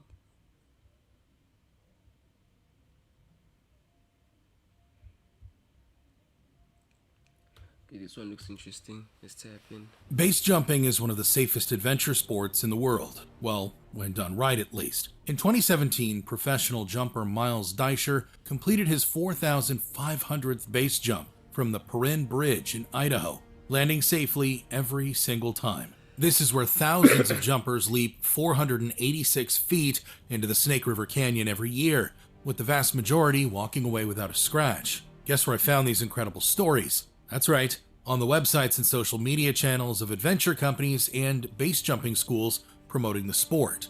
But of course, beyond the breathtaking views and rush of freefall, nowhere did these promotional materials mention the dark side of base jumping. For every jumper who lands safely on the Talus field below, there are stories of those who never made it back to the ground alive. You'll forget about the thrill of stepping off a cliff edge when you realize how quickly one wrong decision can turn fatal. Welcome to the extreme edge. Bro, and the thing is, if your parachute does not open, it is chai. Like, you are dead, bro. You cannot challenge gravity and expect gravity not to fight back, my dog. On November 15th, 2011, Holly Britsan was in Provo, Utah, working on a school project with two classmates when she looked at a cliff and made a split-second decision that would cost her everything. But Holly was no greenhorn. She was a 24-year-old pre-med student at the University of Utah, and, more importantly, an experienced parachute rigger, with 64 base jumps and nearly 200 skydives. Her friends in the base community described her as really dialed in, basically the last person you'd expect to take stupid risks. As schoolwork wrapped up that day, around 4 p.m., Holly looked outside. Her school was right near Y Mountain, a cliff she'd looked at before. The weather seemed okay, her base jumping gear was already there, so Holly decided to make one quick jump before heading back home that day. What could go wrong? Here was the problem. In base jumping, altitude is your only safety margin. Basically, the higher you jump, the more your chances of surviving. The cliff she was looking at was only about 400 feet high, At that height, there was zero margin for error. Zero. In fact, that same afternoon, another base jumper named Ellen Brennan had hiked to the exact same spot. She looked at the cliff, felt the weather conditions, and made a different choice. In Ellen's words, "I did not feel good about it." So she turned around and went home. But Holly chose to jump that day. And to fully grasp what happened next, you need to understand how base jumping actually works. Base stands for the 4 types of fixed objects people jump from. Buildings, antennas, spans like bridges, and earth. Think cliffs, mountains, that sort of thing. Unlike skydiving, where you jump from an airplane at 10,000 feet with plenty of time to deploy your parachute, base jumpers leap from a much lower height, sometimes as low as a few hundred feet. And here's why that matters. In skydiving, if something goes wrong with your main parachute, you've got a reserve chute and thousands of feet to deploy it. In base jumping, you land in seconds. No second chances, no time to troubleshoot. It's quite literally a race against time to deploy your parachute and stay alive. So, as Holly stepped to the edge of the cliff and prepared to jump, she must have known she was cutting it close. She jumped anyway. 1 second, 2 seconds. At 3 seconds, she deployed her parachute, and it was working perfectly, but it wasn't working fast enough. A witness on the ground described what happened next. According to them, Holly was already 3/4 of the way down. The fabric needed just another second or two to fully catch air and slow her descent.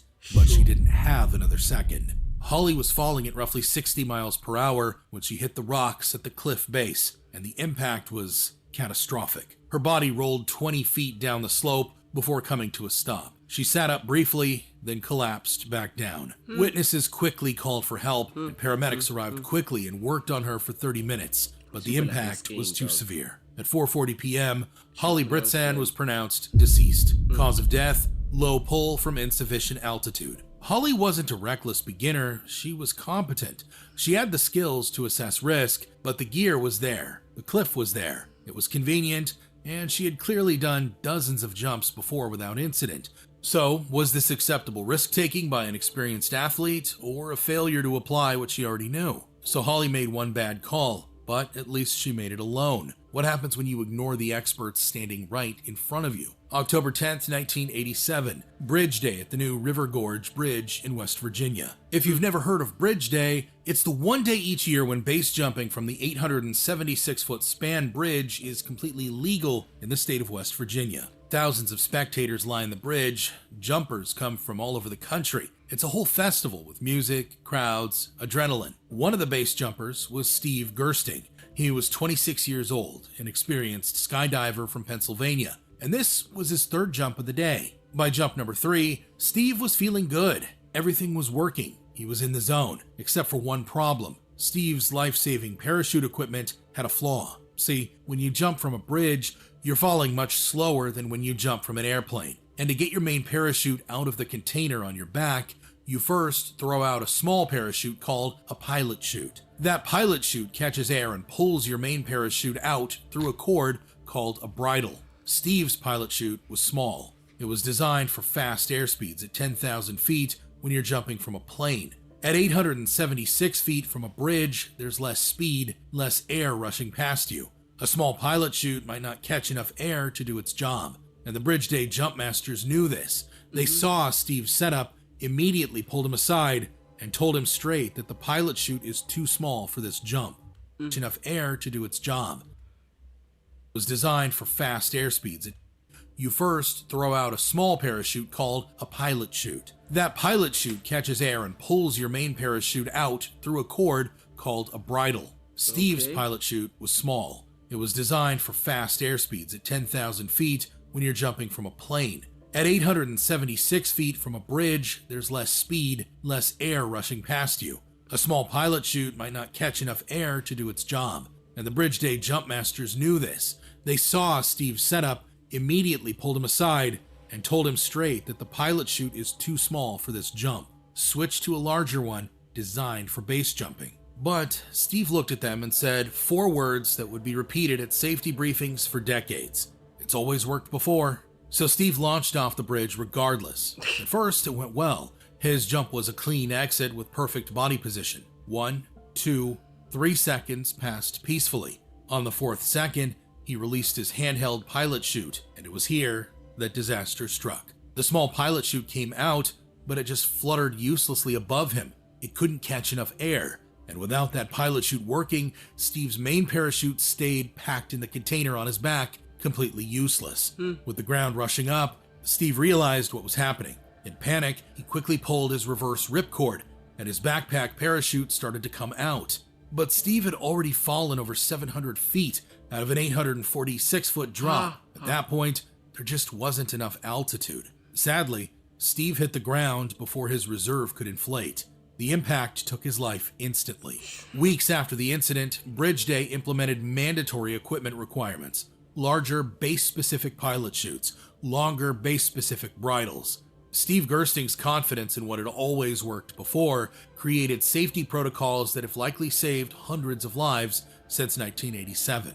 Steve wasn't wrong about his gear working. It worked perfectly, but it did for skydiving. The Jumpmasters weren't wrong either. They knew that the setup wouldn't work from a bridge. Steve had all the information he needed. He chose to trust what had always worked before. But trusting past success is one thing. What happens when you ignore warnings not out of confidence, but because of fame? If you were standing outside the Lumpiniville Naklua condominium in Pattaya, Thailand, on the evening of January 27th, 2024, you might have noticed something strange happening on the rooftop of the 29-story building. A man was up there wearing a parachute, pacing near the edge with a camera strapped to his helmet. And if you stayed watching long enough, you would have seen him step to the edge, count down, and jump. What you wouldn't have known is that the man was about to make a mistake that would kill him. A mistake so basic that his own brother would later call it something any beginner should catch. The man was Nathi Odinson. He was a 33-year-old British sky photographer with over 10,000 social media followers and approximately 5,000 jumps across his career. He'd been jumping professionally for about a decade across different countries, all while taking tandem customers and filming aerial content. Just 3 months earlier, he'd survived his 5th malfunction when an instructor physically grabbed him mid-air and saved his life. Nathi's response? He called that record "ain't bad." He'd already tried to jump from this condo the day before, but called it off due to the weather. Now, he was back. Same clothes, same setup. A Thai friend had helped him access the rooftop.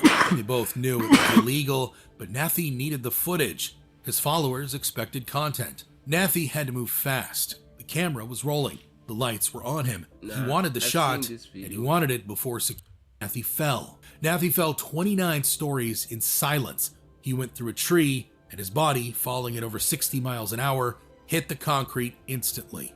The impact was immediate and final, and just like that, a professional with 5,000 claimed jumps was dead from a mistake a first-day student would catch. Sadly, as our next story will show, making rookie mistakes under pressure is incredibly common, even amongst those you would least expect. Because on November 23rd, 2003, in the late evening near Toul, France, an incident was about to happen that would prove even the most elite training can be a death sentence if applied in the wrong context. That evening, 2 men stood on the Viaduc du Toul, a massive concrete span rising 500 feet above a black valley. One of those men was Bruno Barle. He was 40 years old, French, and he wasn't there for social media clout. Bruno was a former Special Forces officer. He had spent his career doing high-altitude, low-opening jumps. This is truly top-level elite stuff, the kind used by elite commandos. If anyone knew how to handle fear and adrenaline, it was him. But on this night, Bruno faced a threat he couldn't fight his way out of. See, Bruno and his friend were on the bridge for a reason. They'd come to make an illegal base jump. They were setting up their gear right there on the road in the darkness when headlights appeared in the distance. It was the highway patrol. The officer saw 2 men with parachutes and immediately understood what was happening. They started moving in to make arrests. Bruno and his friend immediately grabbed their gear and ran for the edge of the bridge. In the chaos and darkness, Bruno dropped his pilot chute near the bridge railings. When he bent to pick it up, the pilot chute and bridle became entangled around his body. The police were maybe 30 seconds away. Bruno looked down at the mess of cords wrapped around him. He had 2 choices: stop and untangle everything, do it right, accept the arrest when the officers arrive. But that would mean criminal charges and confiscated equipment. Even worse, the public embarrassment of a former soldier being caught by a civilian patrol. Or jump anyway, survive, complete the mission. Bruno Barl was trained to never surrender, so he vaulted over the railing and jumped into the black void. Remember, your main parachute doesn't just pop out of the backpack by itself, it has to be pulled out. That little pilot chute is supposed to act like an anchor in the sky. You throw it, it catches the wind, and it yanks the big parachute out of the container on your back. But when Bruno threw his pilot chute, the cord connecting them, the bridle, was wrapped tight around his arm and body. So instead of pulling the parachute out, the pilot chute just flapped uselessly in the wind, tethered to his arm. It tugged and tugged, but it couldn't free the main canopy. Bruno fell 500 feet into the valley with a perfectly functional parachute locked inside his backpack. He died immediately on impact. His friend chose the other option. He stopped running, put his hands up, and let the police arrest him. He spent a few hours in a station and went home the next day. Bruno had a clear choice, but the choice was framed by circumstances that turned arrest into a fate worse than risk. His training told him to escape. The physics told him he'd die. He listened to the training. Psychologists call this planned continuation bias. It's a mental trap where the brain becomes so locked on to completing the original goal that it literally filters out life-saving information, like the tangled mess of cords in your hands, like summit fever in mountaineering. To Bruno's soldier brain, aborting the jump felt like mission failure, and failure wasn't an option, so he pressed on right over the edge. But Bruno at least made his mistake in a split second of panic. What happens when you have the opposite? When you have absolute calm, months of planning, and a PhD-level understanding of aerodynamics, and you still choose a path that leads to disaster. May 7th, 2015, Perrin Bridge, Twin Falls, Idaho. If you were standing on the Perrin Bridge that late afternoon, you would have seen something most people only see in movies. A man on fire falling toward the Snake River. The man was James Hickey, and he was a man who defied every stereotype of the sport. First, he was 73 years old. Second, he was a retired accountant, your normal boring numbers guy. But over the last decade, he accumulated over 1,000 How many hours have you been on stream? 2 hours at least. base jumps. That makes James sense. was not reckless. He was a methodical, calculating man who just loved pushing the boundaries of what was possible for a senior athlete. And on this day, James had a specific plan. He wanted to perform a burning parachute stunt. The plan was complex. Jump from the bridge, deploy a parachute rigged to ignite into flames, let it burn for a visual spectacle, cut it away, then deploy a second, fresh parachute to land safely. But James wasn't winging this.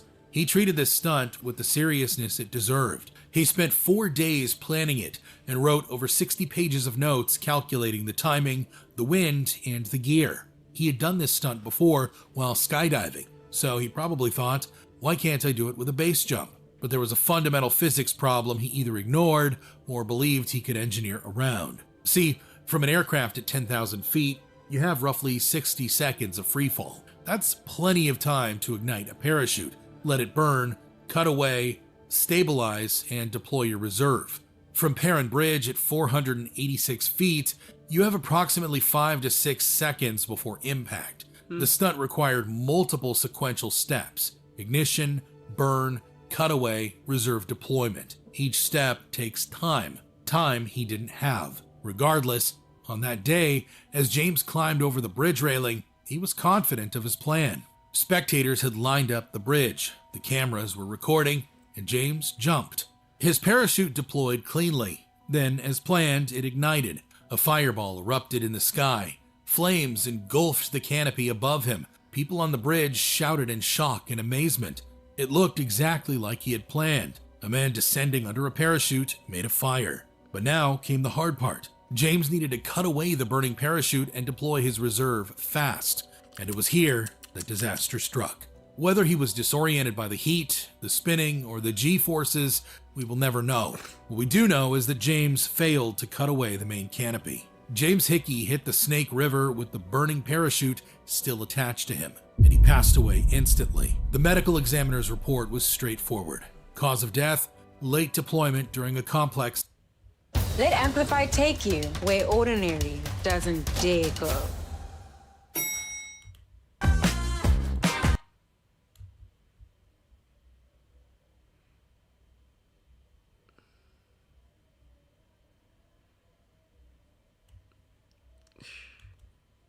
In this episode, we're examining 5 of the dumbest shark cage diving encounters that ended in fatalities.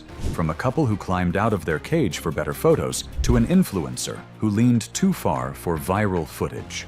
But first, we begin with a reckless couple's desire for the perfect shot, leading them to make a decision that no amount of warning could prevent.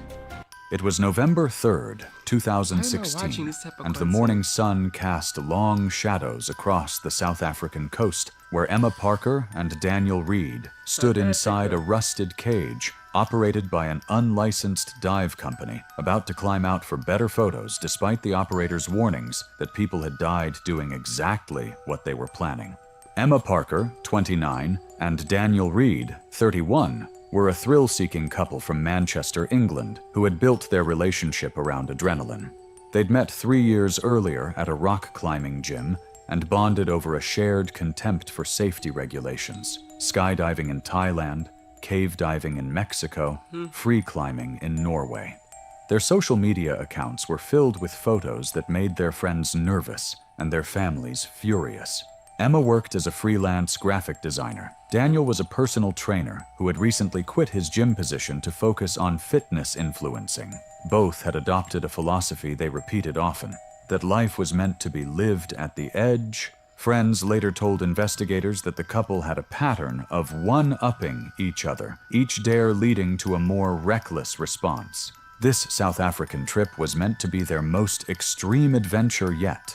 They'd specifically sought out cage diving operators who promised closer encounters, eventually finding an unlicensed outfit operating from a small fishing village. The company had no website, no insurance, and no permits. The operator ran trips from a 30-foot boat with a homemade cage welded together from salvaged materials. The cage bars were spaced wider than regulation, roughly 10 inches apart, and the welds showed visible rust and stress fractures. The morning of the dive, the operator had given a brief safety talk that Emma and Daniel largely ignored. He'd mentioned staying inside the cage and absolutely not exiting under any circumstances. Emma had laughed and asked what the point was if they couldn't get close. Daniel had already been planning the shot he wanted, both of them outside the cage with a great white in the background. The cage was lowered into the water around 9:30 a.m., with Emma and Daniel as the only divers. The water was murky, visibility perhaps 15 feet, with a strong current pulling at the cage. The operator began chumming the water, dumping buckets of fish blood and guts to attract sharks. Within 20 minutes, the first dorsal fin appeared, cutting through the surface roughly 40 feet away. Great white sharks are apex predators that can reach lengths of up to 20 feet and weigh over 5,000 pounds. Their bite force measures approximately 4,000 pounds per square inch, powerful enough to crush bone and tear through muscle with a single snap. Their teeth, arranged in multiple rows and constantly replaced throughout their lives, are serrated like steak knives, designed to grip and saw through flesh. The shark circled the cage twice, a massive female estimated at 16 feet long. Emma and Daniel were already climbing out, ignoring the operator's shouts from the boat. Daniel went first, pulling himself up and over the top edge of the cage, then positioning himself on the outside, gripping the bars with both hands. Emma followed, maneuvering to the opposite side. Both were now fully exposed in the open water, their bodies pressed against the cage exterior, legs dangling below. The shark circled without urgency, the same lazy arcs it had been making since it appeared. There was no visible change in its behavior when they climbed outside. No acceleration, no focused approach. It simply continued circling, indifferent, its black eye passing over them each time it came around. Daniel shifted position to get a better angle, and his left hand slipped on the wet metal. His body slid down the cage exterior, legs kicking instinctively to regain purchase. He never saw it come. The shark was mid-arc when it turned upward without warning. No charge, no telegraphed approach. One moment it was completing its pass, the next its jaws were open and driving upward into Daniel's lower body. The bite was over in under a second. A single catastrophic clamp and lateral head shake, the same mechanics it used on seal carcasses. Then it descended, unhurried, and was gone into the murk.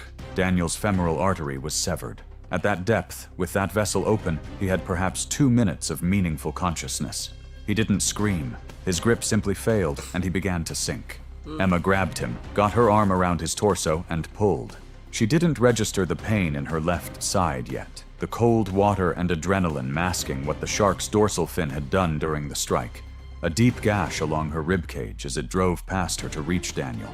She held him for a few seconds, both of them drifting with the current. But his weight was working against her and she had no footing, nothing to brace against. He slipped from her grip slowly, not all at once, his body turning as the current took him, and then he was gone, into the dark below. The shark did not return. Emma surfaced alone. The operator pulled her over the side of the boat. She was unresponsive by the time she cleared the water, her breathing shallow and wet, blood soaking through her wetsuit from the wound she hadn't known she had. Emergency responders arrived 38 minutes after the initial call. Emma was airlifted to a trauma center in Cape Town, where surgeons worked for 6 hours to repair the damage. She survived the initial surgery but developed sepsis from the massive contamination of the wounds. Infection spread rapidly through her bloodstream, despite aggressive antibiotic treatment. She died 4 days later, her organs shutting down one by one. Daniel's body was recovered 2 days after the attack, found washed up on a beach 8 miles down the coast. The coroner's report noted massive traumatic amputation of the right leg, with complete severance of the femoral artery. As the unlicensed cage diving operation was dismantled on the South African coast, thousands of miles away in Australian waters, a social media influencer was preparing for her own cage dive, obsessed with capturing viral footage, completely unaware that leaning too far outside the cage would cost her everything.